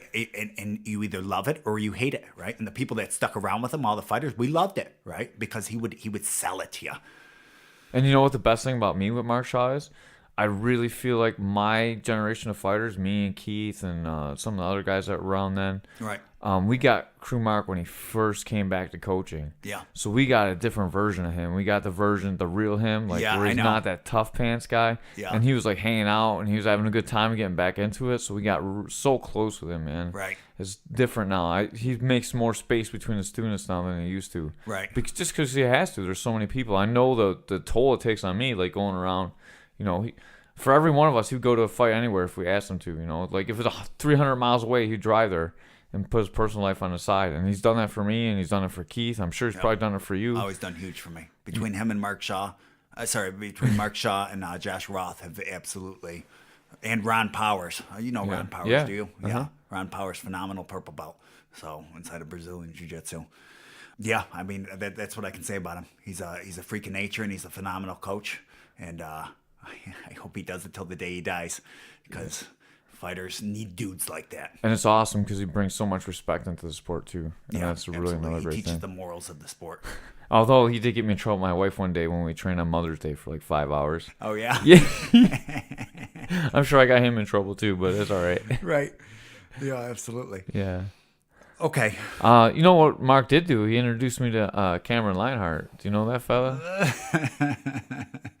I'm gonna get you going on camera sooner or later. You Yeah, can't sooner hold or it back later. too long. Sooner or later. Let's hold off. Let's Oh, hold off. all right. So let me just finish this subject so it all makes sense when it comes to all these styles. Okay. All right. We're in the renaissance of martial arts right now. All the striking styles, they have problems. Jiu-jitsu, grappling, all of our styles have problems. Okay, but the beautiful thing about martial arts is that they have exposed people for the problems in their styles, right? And no longer there's going to be a time. Are we eventually going to get to the point where people just straight up aren't coming from wrestling background, or they ain't coming from jiu-jitsu background or whatever background, and they're coming as just a mixed martial artist? We're already seeing that. That's Right, already it happening. is. You're right. That's the sport today. And Right. that's why you see such growth in the sport, because they're not doing any one thing. They're doing everything Right. together. From a young age. Yeah, from like 5. Right. It's been around long enough that we got the first generation Right. of those guys. Oh, That's what the sport is today. That's what the entry level pros are today. They've been Right. training like that from the time they're young, and that's why the pros today are better than the elite pros back Right. in the day. Then does it still be called mixed martial arts? If you're learning it right from the beginning, what would the name then change to? I think it's okay name because it's already been mixed. Yeah, I can dig it. Yeah, we don't have to change anything. Right. We can get away from semantics with these like liberals. Do you like liberals? Gosh. I think you already know my thought process. I'm a know. progressive rooted in reality. Okay, that's I used to be extremely liberal. I heard a saying the other day where a person talks about if you're young and not liberal, you're heartless. If you're old and not conservative, you're a fool. I would agree with that. I was liberal when I was young too. I used agree to be with that 100%. extremely right until you start working inside of a profession where you see the realities of true evil. You know, it's turned me into a socially liberal person because I believe that you should be able to do pretty much anything you want, and a fiscally conservative person. And I believe in not taking care of people, making them work for themselves, and that comes with that's the conservative part of it. Okay. But I also believe people should be able to do whatever they want as long as they can make it on their own and make Right. their life that way. Yeah, I'm a little bit of both. Honestly, if you want to jump into it, I love the liberal thought process of helping people out. I am a huge fan of social assistance. Okay, if an individual does not abuse social assistance, right? What happens is we've gotten into the age of individuals where they hop on it and they've made a business off of it, right? Because it's easy. Do you think they've made a business off it, or do you think we've done that to them? Because we take away the incentive. Because, to be honest, 10 years ago when I first got married, I would be better off not working. I would make more money Right. not working because I could get my medical paid for, my child support would be reduced, and I wouldn't have to pay child support, Right. and I'd be getting money in. I think the way the system is set up, we set people up to fail. And that Yeah. goes back to our generation fucking it for the next generation. Absolutely. No, I agree with that. I think that's a subject that you could do a whole nother 2-hour Yeah, for podcast sure. on. I'll tell you what, you get me on again, do me a phone call All right. when I'm someplace, and I will hop on again and we can dive into that I would subject love to do a that lot one with more. you. We don't even have to. We won't even be Caveman's Corner. We can just do social. Right. Social with whatever our names are. We'll come up with some fake names so we can say some shit. Right. It could. That way we go off the grid. Yeah. So I think my accent is extremely distinct though. So yeah, that was you. That was not me. There's not many people that sound like me. We'll use some voice distortion technology. We Yeah, can do that- that. Every This time is I lean off to anonymous. the side, my normal voice comes in. That would probably happen a lot. So you talk about liberal. I'm a progressive rooted in reality. What does that mean? Okay, that I'm fine with the progression of everything, but right, I've lived life enough to realize that okay, let's keep it rooted here, baby. All right, we're going too far left here, right? Going too deep. You know, you talk about the right. You know, I like a lot of stuff that the right has too. But all right, you want to hop on the subject? We'll hop on the subject. All right. I am We can't go 2 more hours because we can't make this 6 hours long. But we can do a nice Right. 20-minute segment maybe. right. I would say I'm where I go wrong, kind of with the right. Okay, and I love both sides. Where I go wrong with the right is that I am anti organized religion. Okay, and We gotta get into this about Cameron too. Cameron again. I love Cameron. Okay. I love Cameron too. I I do. did a whole podcast with him. But let's Right. go ahead, continue on with your Okay. rant. I'm anti-organized religion. I am pro-spirituality. If anything, I'm along the lines of a spiritualist. Okay. And I believe it's detrimental, right? That side. That way, I do not go with the right because of that. A majority of the time. All right. You mind pausing for a sec? Dylan's got to hit his notes. Right. I was actually looking at my notes too. And Dylan looked at his notes, so we're ready to go. I'm back again. I'm very outspoken about it. If people ask, I don't push it on people. First of all, I don't like religion being pushed on me. Right? I have a weird background when it comes to religion. You're not a witch, are you? I'm not a witch. Okay. A Wiccan? A witch? Yeah. Is it a witch or a Wiccan? A Wiccan, I believe, is what Right. it's called. I actually know a Wiccan. No, I believe. How should we start off with this? We talked about Cameron, right? Right. Are we going it's- into religion now, or are we still yeah. talking about right and left? No, we're going into religion. All right, Diving yeah, in. let's do it. Here we go. Cameron's a very good friend of mine, right? Cameron, for a living, is a pastor, and it's weird. We both train at the same gym. And let me talk on my opinions when it comes to religion. Have nothing to do with the gym that I train at. It has nothing to do with my work, or any of my political views have nothing to do with work or the gym that I train at. It's just my own views, and I don't really preach them to anybody else. Am I outspoken about it? Yeah, if a person asks, right? That's But- almost exactly what Cameron said on his podcast, by the way. Did he really? Yes. Well, maybe we're similar then, right? We're similar. We're just on opposite sides of the spectrum. I to a think certain that's the whole point. thing wrong with Right. politics too, by the way. But we'll get into that at the end. Yeah, So maybe. keep going. Okay. So what happens is, me and Cameron. It's interesting that you have a gym with two people that are on the opposite sides of the spectrum that kind of coach. And I think, what did Cameron say on his podcast? He said sometimes we think differently than each other. Yeah, for sure. And he said he doesn't try and push his beliefs, and he respects No. both our beliefs. Right. I mean, he tries to push his beliefs because he's Catholic and it's part of the Absolutely. religion. Yeah. You know what I mean? Absolutely. But he doesn't try and force those beliefs into you if you don't believe it. Right. Then he can, he knows not to say stuff like that to you. Right. Pretty much. Absolutely. He didn't mention you by name, but I could tell that he was talking about you pretty much. No, I love Cameron, and I think he does absolutely phenomenal things for the community that he's inside of.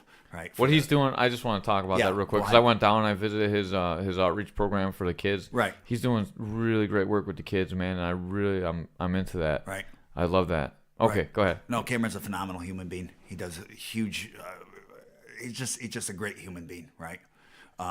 My philosophical difference just come to when it comes to religion. I'm fine with religion. I think it's the same as like martial arts. It gives people a home. It gives people a place to be, right? It gives them purpose, right?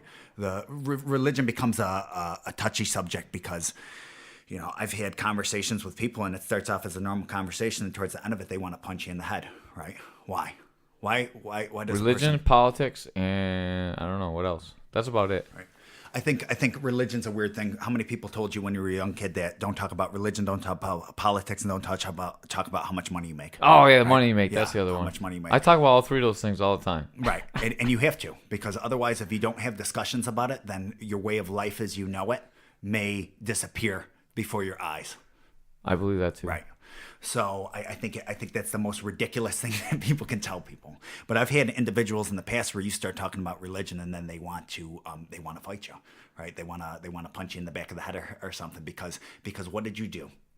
You challenge their beliefs. You challenge their belief, and the possibility when you start really diving into the religion, the possibility that there's a reality of a situation, that there is blackness at the end on the other side when this is all said and done, that there's nothing. I mean, blackness isn't even the proper word for it, right? There's Because just it wouldn't nothing. exist. Yeah. You can't even imagine it. It isn't even imagine. It isn't nothing. It's nothing, right? That is petrifying, right? Because you lived a whole entire life, a rough life. You weren't making money. You didn't get what you want. The American dream didn't work out for you, whatever, right? You came from the wrong situation, came from a crappy family, things happening inside of your life, whatever, right? But at least I know that in the end of the day, right, I'm going to heaven because I'm a Christian, right? Or I'm going to where else with the other religions. Be reincarnated if I'm Right, a I'm going Buddhist. to reincarnate. Actually, reincarnation. If we're going to dive into that, I'll dive into that later. And that's where it starts. people right off the bat, they want to fight me when we get into this subject. I'm sure when there's individuals that are listening to this that are going to go, oh, I'm done with this. I like this guy for a second, hate him now. Yeah, exactly. Religion for me is bothersome, right? Because let's say Catholicism, right? I grew up inside of a Catholic family. I did as well. Okay. Actually, my mother's side was Catholic. My father's side was Jewish. All right. So it was an interesting upbringing. So I grew up inside of this mentality of, let's say, what bothers me about religion, Catholicism the most, or other religions, is that the Nazis, let's say World War II, I told you I went to go visit Auschwitz. Right. And the listeners, over 6 million Jews were eliminated inside of the Holocaust. Now that's just a small number. Okay, that's like being vague. They don't know how many were there. I imagine it was way more. Okay, and I toured that place and it was crazy. Right. Now you had individuals that were after the Holocaust and that worked these camps, the SS guards, right, and they killed thousands and thousands of people inside of these gas chambers. All right, and then the war was done. I'm just using this as an example. The war is done, right, and they decide they're getting close to death and everything. That, oh gosh, well, maybe there's an afterlife or something, right? So I'm going to go talk to a priest, right? And I'm going to be, is expunged a proper word for it? Yeah, I believe that's the correct term. All right, if it's not the proper term, it's not the proper term. If Cameron it's not will the fix proper you, don't term, worry. What? Cameron will fix you Cameron up, will don't fix worry. it. He's going to smash me for this. And then you have individuals that he's going to be mad that I'm talking, even throwing his name into this. He's going to choke you out. Right, he probably will. He'll mess me up. Cameron, I love you. But what happens is you have these individuals, and then they go, gosh, well, I want to go into the afterlife too, right? So I'm going to go to the church, and I'm going to be expunged or have my sins taken care of. As long as I truly believe in God and I ask for true forgiveness, right, then I'm going to go to my grave. Even if there was nothing beyond, they go to their grave with a clear conscience after doing that to that many people. Make sense? That makes Right. sense.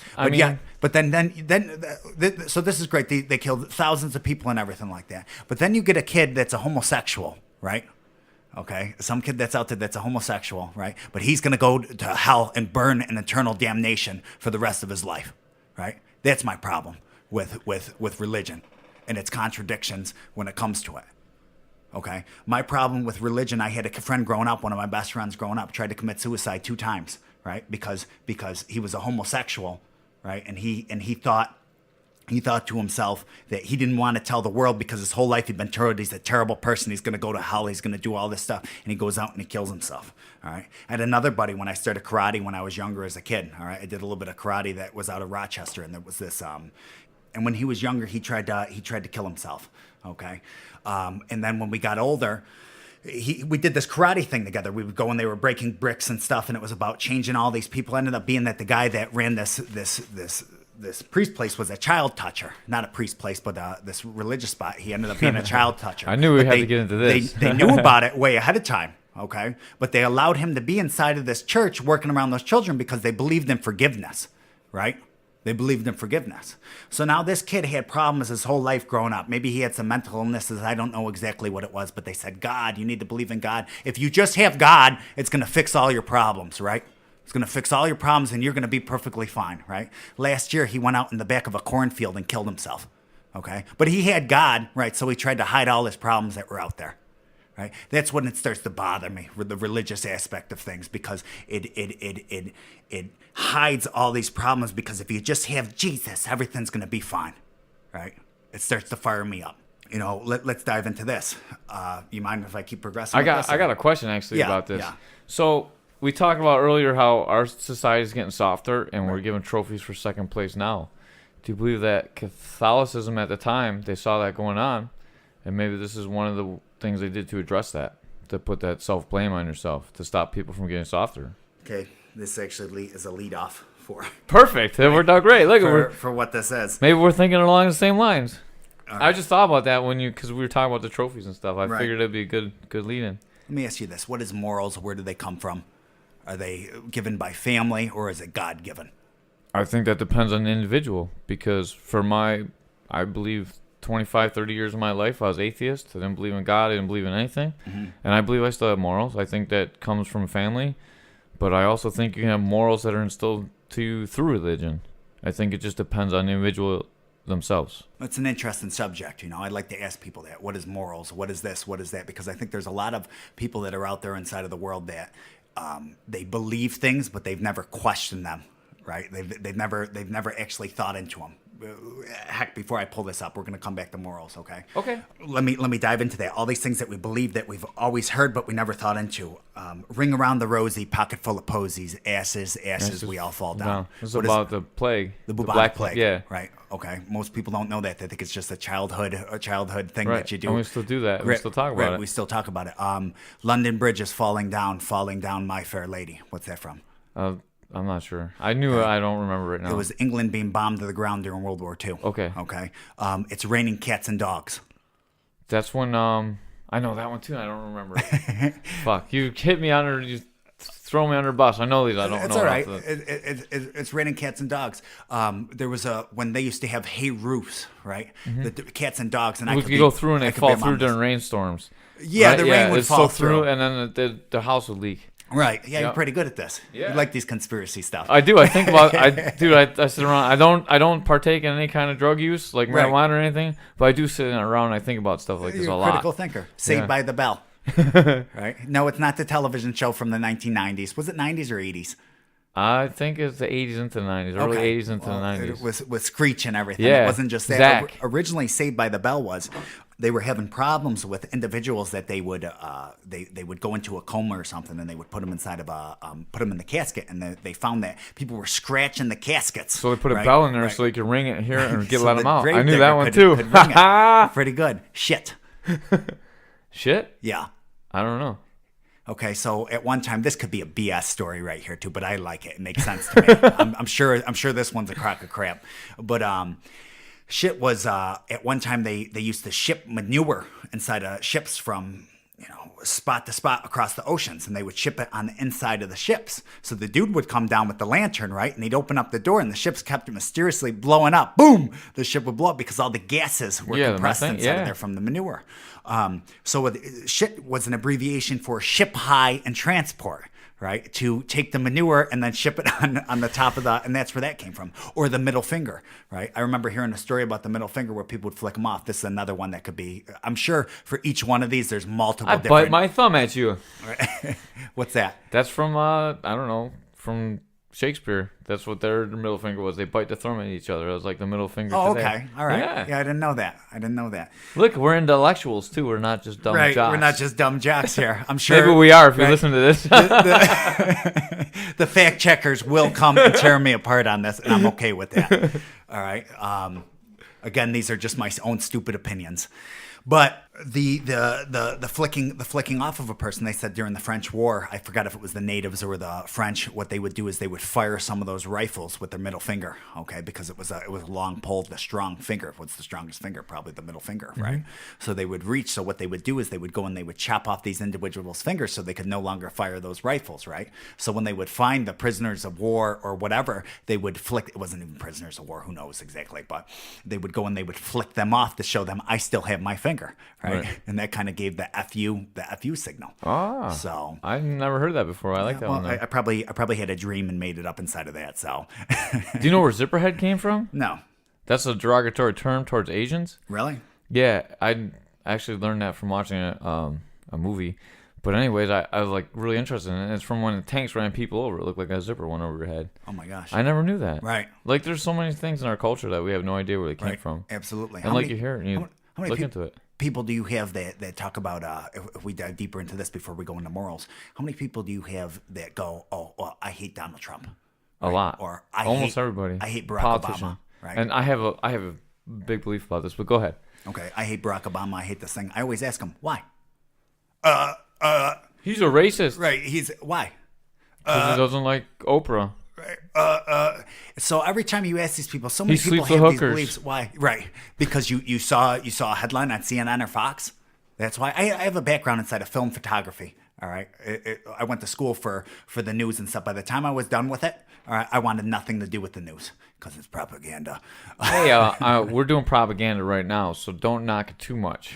I also am the hype man for the gym, and I write lots of articles about fighters and stuff. Do you? So don't trash it too much. You never read my stuff? Well, I do, yeah. Sometimes I read okay. it. All right. But they're long, so then I zoned out. I do every once in a while. I do. I read your stuff. I follow you. All right. You're one of my favorites. So You're one of my favorites. I just don't have time to read your shit. you're at my favorites from a distance. Hey, Jeff, out of all the people I know, you're one of them. Thank you. I'm going to take that to heart. Okay. So morals, we get back to morals. Morals are a person's standard of behavior or belief concerning what is and what is not acceptable for them to do. Okay. My personal opinion, where do morals come from? Okay. I think it's taught from the families. Is it godly given? Most people think, oh, it came from God. I don't believe it came from God. All right. This is where I think it comes from. Here's my belief on morals, religion, and law. Okay. You have morals. Let's start off with that. Let's say we're back in a time, and I'm going to fudge this time. All right. You have a lord of the land, right? And the lord of the land has all these peasants that live up on it. And he's got this beautiful cows. He has a beautiful wife, right? He has these beautiful kids and stuff like that. And he has all this stuff, but everybody out there is just eating grass inside of the field. They're living rough and stuff. And they see what this guy has, right? And they go, man, why's he got to have that? I want that stuff too, right? So they go and they take his wife, right? And he goes, you can't take my wife. They go and they take his cow. You can't take my cow. That's my cow and stuff, right? Because no one has a way to live by, right? The primitive man, no one has a way to live by. I want what I want. Why are human beings tainted in the first place? We're tainted by anger, jealousy, greed, hate, right? All of those things, right? So what happens is left up to I'm going to dive into that 1 second, all right? So they say, I want this, I want this, I want this, and they start taking all this guy's stuff. And he goes, well, man, I need to set across this ways to live by, morals, right? I need to set across these teachings of ways to live by so that way people follow it, right? That makes sense, does it not?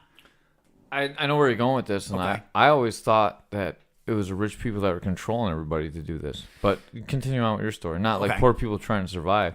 I always thought that religion was a way to control people, and I still believe that organized religion is a way to control people. And it was set by the the people that have everything in the top, and it's used to control the bottom people because they're never going to have that stuff, and they know that, and they're keeping it from them intentionally. Right. So they teach them that when they die, they're going to go to this great place. Right. So they're happy to work, and then they're willing to die, and they have these tenets they need to follow. So they're not going to uprise, and it's a great way to control people. And I've always felt organized religion is like this. Okay. Well, I'll dive into that. I like that. But with the morals, he says, I need to preach these things to these people, right? So now all of a sudden people start hopping on board. Gosh, well, morals, yeah, I can dig that. All right, the ways to live by, right? But then you have those individuals that are out there and they go, gosh, well, what's the consequences if I don't do it? What's the problem if I don't do it? Not a real big deal, right? Nothing's going to happen. Okay. So then comes religion. You're going to burn in eternal hell. Right. If you don't do good by morals in this lifetime, correct?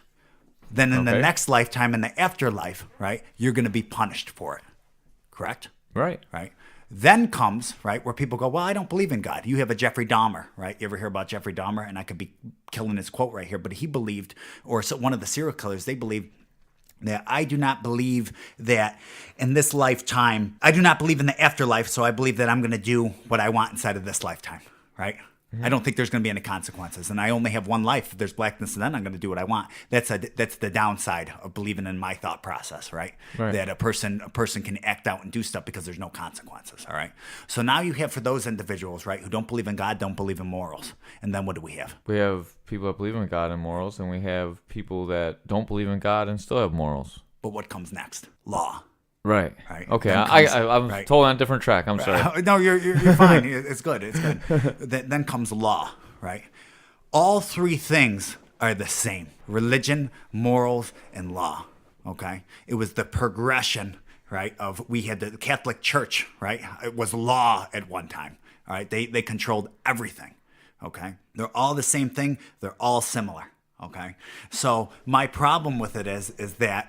Exactly that. It's all the same. Does that make sense? It makes sense, and it's repeated all over the world. That's why I always think it was a great scam that smart people figured out and they're able to do. I mean, because look at all the religions. Or Buddhism is a little different because it's about being a good person, Right. and that's why I was drawn to Buddhism originally. Then you have Muslims, and you have Christians, and you have Hindus, and you go into all the different religions, and it's the same stuff repeated over and over in a little bit different way with different belief systems, but it all does the same thing. Right. Right.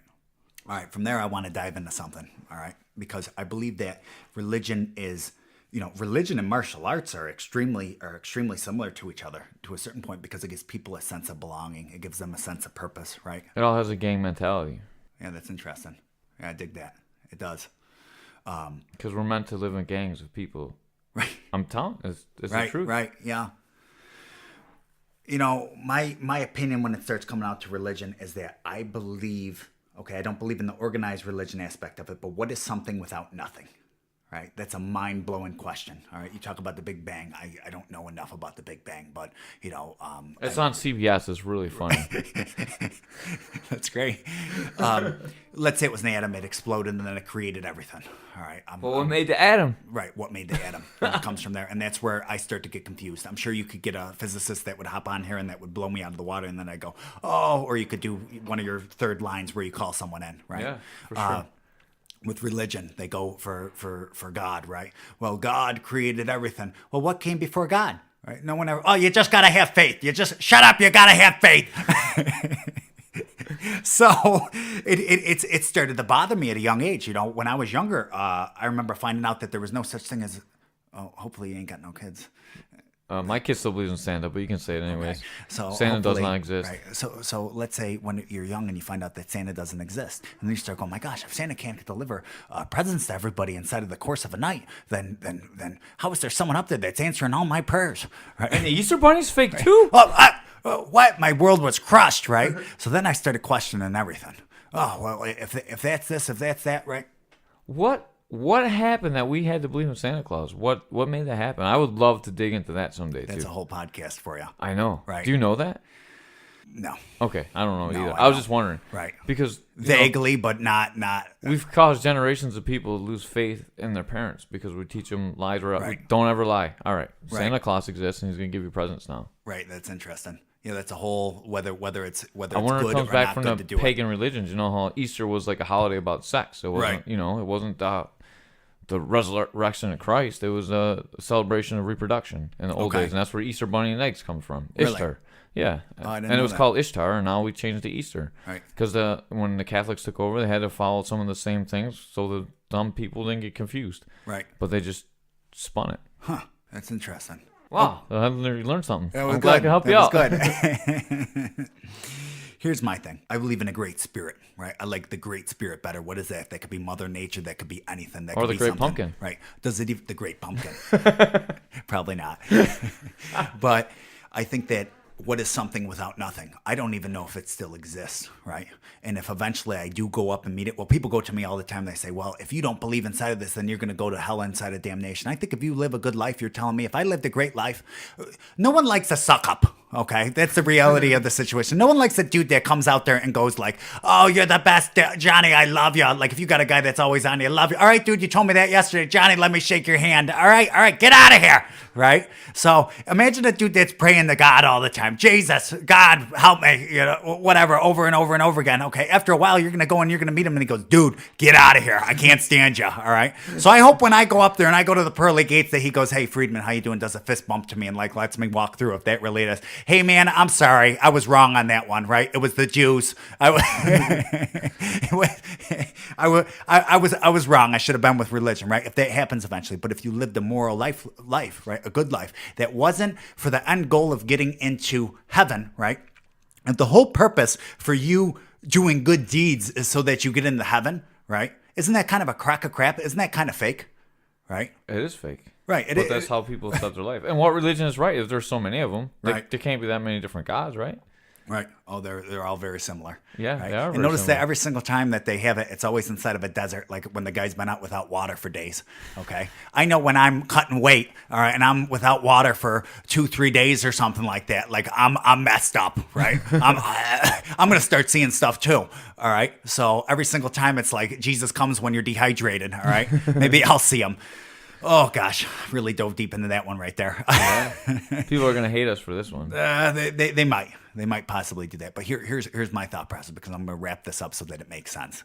I believe that if you live a moral life, right, that moral because you want to do good by the world, I believe in a ripple effect, all right, the pay it forward, all right. Yeah, it was a movie. You're going to call me cheesy now, but I believe in a ripple effect, that if I put something good out into the world, that it creates a ripple. No one is ever going to remember me. Here's the reality of the situation, okay? I will, but I'm gonna die probably before you, so you're all right. Who knows? Billions of people have walked this earth throughout the years, okay? We come from families that have survived genocide, famine, war, right? All these different things, right? But billions have walked, come and go. How many actors do you know from the 1940s? Can you name right offhand? Marilyn? No, that's not the 40s. Marilyn Monroe. I don't know. Dick Tracy? Right, you can't. you can't really. Batman. Name, right, Batman. Batman is not an actor. But everybody gets down to this point where they start, talking about. We get so fearful of not being remembered, right? I'm gonna look on Facebook in 60 years and remember you. There's Maybe social media, right? Social now. media. This makes me infamous. What do they call that? It makes me last forever. This podcast is right. gonna be somewhere online forever. Maybe that's why I hopped on this in case something happens. But all these people, everybody wants to be remembered forever. Out of all the billions of people that walked inside of the earth, how many do we remember? How many are written inside of the history books? What's your great grandfather's name? I don't know. You don't know, right? That was just. I know George Washington was a president, though. I mean, people go. can make an effect that you remember him if you do something special enough or you're important enough. Your great grandfather was just 2 generations ago, and he's already been forgotten. Fuck him. He didn't do nothing for me. I never met him. Okay. I'm just kidding, really, but You wouldn't be here without him. So what maybe the milkman was really my great grandfather. I don't know. Right. You never know. Maybe he wasn't Catholic and he believed in giving it out. I don't know. All right. We've lived on this earth for however many years. So many people have walked this earth, right? Billions and billions of people walk this earth, right? The nearest black hole, I think one that they just found is, 13.1 billion light years away. We just found a black hole that's that far away. Okay. Do you know how fast light travels? A second. 373,000 miles an hour, something like that. It travels 186,282 miles per second. Oh man, I almost doubled the speed of light. Right. When light comes on. Right. Yeah. And then you have a black hole that's 13.1 billion light years away. So does the black hole even exist? It took that long to get away. Now imagine how far that is with light years, right? When you start understanding the vast amount of space and time that we're inside of, right? Okay. The great possibility is that there is other life that's out there, right, besides us. That's just the exact same, that's just as similar, that's just as anything. But for some fucking reason, we got it figured out, don't we? Yeah. Right? We got it figured out with religion. We know it right up. Out of all that vast, all that vast space right there, but we got it figured out, right? We can't even comprehend the amount of how far that black hole is away inside of outer space, right? They just had a thing on the news the other day where they found actually maybe a year ago or half a year ago, where they found 7 planets or something. I'm bombing this, all right? They were a little while away. Probably the biggest discovery, close enough that we could possibly reach, I don't know, exact distance, 40 light years, whatever it is, that we could possibly reach this place, right? Where we could inhabit it. And they think because of its distance that it could have water and be able to inhabit life. And what was the only thing that we put on the news that day? I don't know. Donald Trump. Terrible Donald Trump, right? Probably the biggest discovery in years and years that we find with these planets that we could possibly branch out to, right? But we're so focused on minute, little, stupid things. I do the conspiracy theory podcast, and you can't even explain how far away the moon is to people. They don't understand. Right. And that's the moon. And you see that every fucking day. Right. That's not like how you're talking. The distance is incalculable, and they've done math that proves that there has to be life in other places. Right, there has to be. Probably, I bet you there's numerous spots that it is. You know, so it starts getting freaky to me when religion goes, "Oh, this is how it's made out. This is what it's going to be," and we don't have it figured out. Human life is beyond human comprehension, right? Life is beyond human comprehension. What this is beyond human comprehension. I heard a story where a guy was talking about, I think, biocentrism. It was a book that I was reading. And the guy talks about that the human brain we only use, 10% of what our brain is? That's actually false, but yeah, I know what you're talking about. Okay, let's say we use so much of the percentage of our brain. Right. But his idea is that the human conscious or the soul, that the human brain is actually, you talked about reincarnation, things Correct, like that. yep. That the human Here we brain go. is actually a radio, right? And then it connects, right, from the soul or whatever the conscious, which travels between dimensions. Wow, you could get in dimensions, physics, layer of the cake, right? That time runs in infamy, right? Did you smoke any non-tobacco products? No, before you came here? I didn't. It just, I'm really interested inside of these subjects. I like this too. This is good. So that the human brain, what they're starting to think, or one of the studies or one of the theories now is that the human brain is basically it's like a radio signal. It holds onto the conscience, and then when you die, it lets it go again, and it travels from body to body to body, right? And all that vast space. Let's talk about this. And all that vast space that we have, all right, that black hole that's out in that distance. We don't even know if space ends, but yet we have it figured out, don't we? Right? We have it figured out with religion. We don't even know how far space goes on. We can't even find a plane at the bottom of our ocean when it goes down, right? But we got it figured out with religion. To be fair, when we figured out religion, we started out worshiping the sun. Right. You know what I mean? Religion hasn't really evolved with our technology because the technology evolves so fast. Right. But I mean, look at Scientology. There's all kinds of new religions that are starting up. There's going to be new religions too. I think it's a human need to have answers to that question: what happens at the end of the life? Right. And I mean, you touched on that earlier. I'm just stealing your own words, but No, it's good. yeah, It's good. We we could have just said that and been done. we could have. We could have. It's just like that gang mentality. We all need to be part of a gang. Right. We're going 2 hours.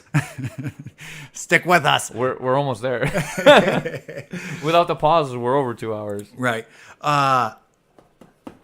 So what happens is, think about this. You could have been a rock, right? But for some reason, I'm Stardust. I'm whatever Ziggy seeded life Stardust. here, yeah. Part of whatever came from the outer space. Right. Raw, a little alien inside. who knows? Or dinosaurs. Right. I don't know about that. You're a lizard person underneath that skin. We could have been rocks, right? How lucky are you as an individual in all the vast space that you ended up being a human being, that you had this opportunity, but yet we complain about it, right?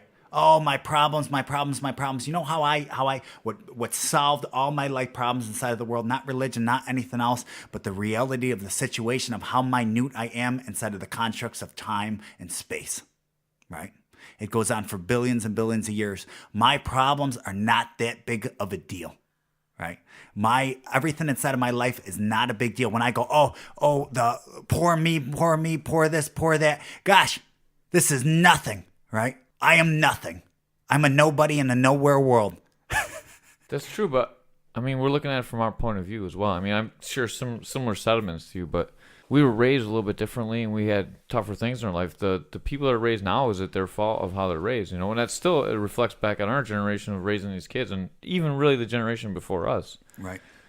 So I mean, it's a tough spot. You know, you're always the hero of your own story. Mm-hmm. So your own story is going to take precedence over what's going on. And that's why people have so much trouble. And the social media, they post it, and then people reply to it. And, you see it reflected over and over again. And you just need to approach life, just exactly how you're saying. Like, whatever I decide to do today, that's how my day is going to be. I can be in a good mood or a bad mood, but it's not going to change the outcome of what's going to happen. Right. So why should I be miserable about it? Right. I got to solve the problem. You can't solve the problem when I'm, mentally askew. Right. And at the end of the day, the beauty of life is that I'm alive and that I'm breathing. What is the purpose of life? I have no idea. Right? It's beyond human comprehension. It's why to are make we here? babies. Just follow biology. That's all we're supposed to do, is find as many girls we can and make babies. I mean, find your wife and make babies. Right. Oh, my. Oh, my. So... Boy, did that take a run off. It did. That really, I think you were expecting to just do like a real MMA podcast here. We talked about MMA for like 2 minutes. Right. Maybe not even. I knew it was going to get like this. I knew it was going to get weird. I'm gonna kind of end this with something. Okay, but I got to end it with something even funnier. Right. So we're going to go into something funny after you do serious. But all right. just this subject right here. I remember reading an article about Stephen Hawking, who just passed away, and he had years back, like he was real interested inside of time travel. It's debated whether time travel can exist or whether it can't exist. Some people believe that if we don't have the means to create the machine, right, that can send us back in time, and some people straight up believe that it just straight up would never happen, right? But let's say one of the theories one of the things Stephen Hawking did. He held a time traveler's party, okay? And he didn't tell anybody about it. It was at the college that he was at. And he went there himself to see if anybody would show up. 2 days later, he put inside of the newspaper, right? Time traveler's party, because only a time traveler would see it 2 days later, right? And come to the time traveler's party, but no one showed up, right? So his theory was now time traveling doesn't exist because a time traveler would have showed up and come and talked to me, one of the brightest minds of our generation, right? But then my thought process starts to come to it like if That sounds arrogant as fuck. what? That he's the greatest. I'm the greatest mind of the generation. Who cares about that generation? If you can time travel, why would they want to come back to some guy that doesn't even understand time travel? No, it's a good point. You it's know, a good point. why But would let's we- just say All right. for the purpose of this, all right, they came back to visit Stephen Hawking. Sorry, I keep interrupting all your stuff. Right. You smash all my theories. That's what I'm here to do. Throw you under the bus. Right. So here's one of my thought processes on it, right? If let's say there was a chance that we could create the machine, then why would have somebody never come back? Because we suck. We never get to that point. Why wouldn't you go forward? What? Why don't you go forward and find out what's better? Or go back and change what you want and you never know. Let me what's finish changed. this right now. All right, I'm sorry. So we never get to that point. What if we never get to that point? Human beings are tainted by anger, greed, jealousy, hate, right? All those things, we can never create a perfect society, a light, shining beacon of light upon the hill because we're tainted as individuals. All of us have that inside of us, right? We will destroy ourselves from war, nuclear war, all those things ever before we get to the point where we develop those machines. That's why nobody ever came back if it was a real thing. Do you think it's that, or do you think that we just need to have aggression and conflict? That we need to hate somebody? Do you think if we ran into the aliens and we wanted to fight the aliens, all human wouldn't band together and fuck up some aliens? Probably. I strongly agree that would. It's us against them. Yeah, that's what it is. That's where racism comes from. Religion, it's all gang mentality. I truly believe that we need to have gang, like it's ingrained into our DNA. That's interesting. That is interesting. That's my 2 cents. Right. Tribal people. Right. And that's that's what we are. That's where we came from. Well, that's my spiel right. when it comes to religion. All right, I gotta get into one other topic. How's your movie coming? Oh my, Winter's Kill. You could go and take a look at that. That was my filmmaking career. It's chopped up. It's sitting on a hard drive, kind of waiting to be put out. But it's sitting there, right? Because it wasn't exactly what I wanted it to turn out to be, right? I guess that's all I can fully really dive into Winter's Kill. I failed at a lot of things inside of my life. I think the most beneficial things inside of my life that I have failed at a lot of things, right? Makes you better each time. I was bringing it up kind of as a joke, but I was actually I wanted to get into your psyche a little bit because I've never really seen you quit. You know, Right. You don't really quit at stuff. And I know you still have it there, but I can't imagine they wouldn't like piece something together. Right. Did you just lose interest, or is it just something that wasn't coming along? Because there's a lot of things I write, and I'm like, my God, this is the worst thing I ever did. Right. I'm like, but I started it. I got to fucking finish it. Winter's Kill, possibly. I always say that it's still going to come out. I don't like of. Plus, I always wanted to be in it, and you never casted me. I'll put you in the next film if we ever do another film. Jesus Christ, I'll be dead before it comes out.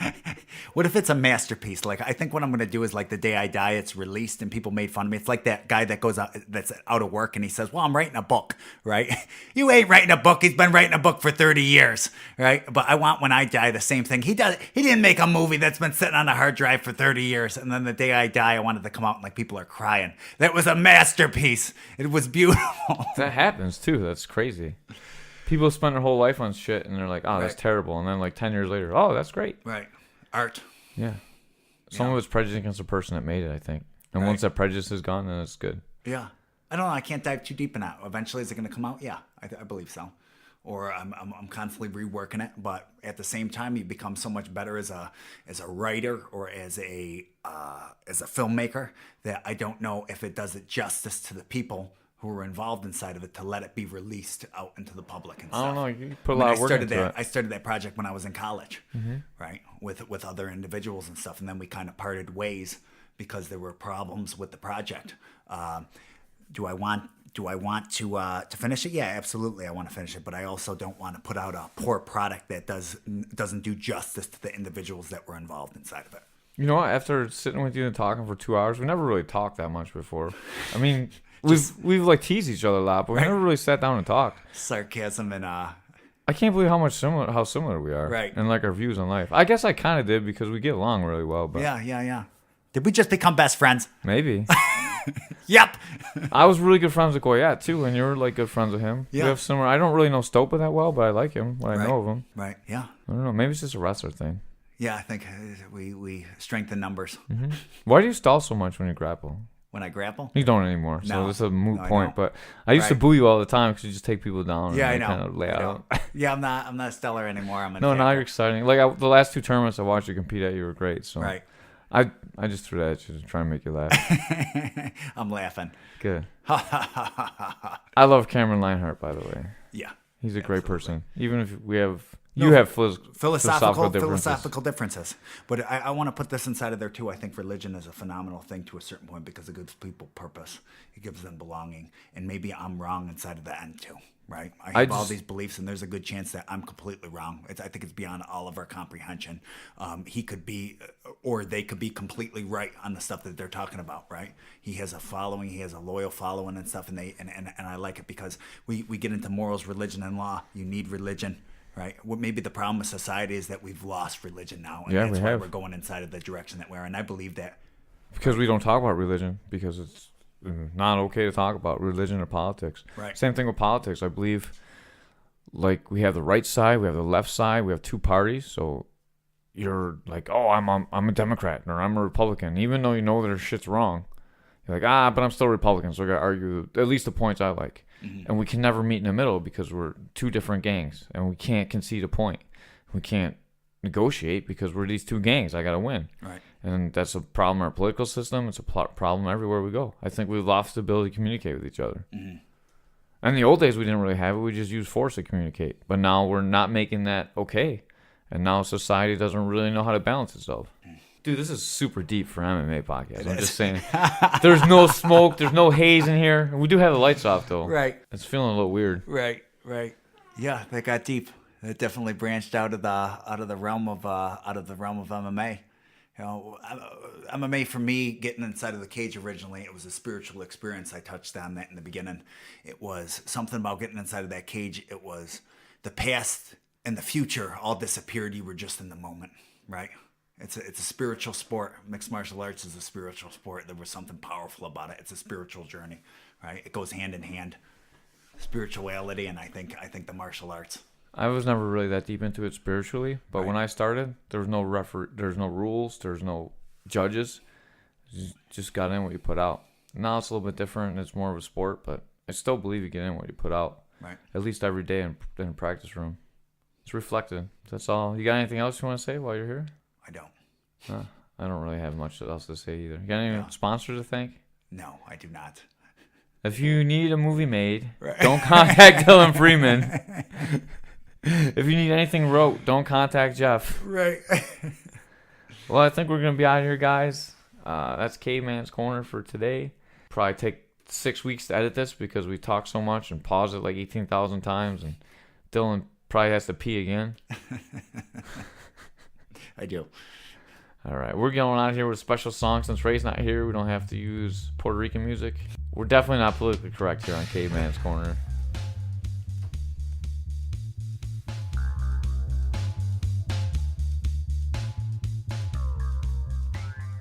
You've been listening to Caveman's Corner, coming to you almost live from some studio in my mom's basement. We're out of here.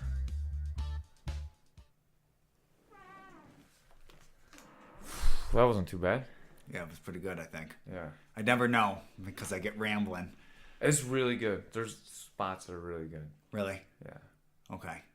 I don't know how many people listen to it because we're like nobodies. Right. But this is like all great stuff that people need to hear. Good Right. social topics. Right. You think I touched too deep where it can come back and make me look bad? I have to listen again, but I don't Right. think so. I don't think I dove too deep. I remember times when you're talking Right. about your work, and I know you're trying to avoid that, so I'll take that out. Right. Now I have to erase this because really I'm recording an Easter egg right now. So I'll edit that too. What's that? I'm still recording right now. Oh. So we say like stuff off the record. Yeah. 'Cause that's what I do after every podcast. If you actually listen to one, you would know I was going to do this too. But Right. none of the guests ever do. I have so listened to them. everybody- I just... I just don't listen to the end. I listen to Right. like 3 minutes. Right. But, yeah, that was cool.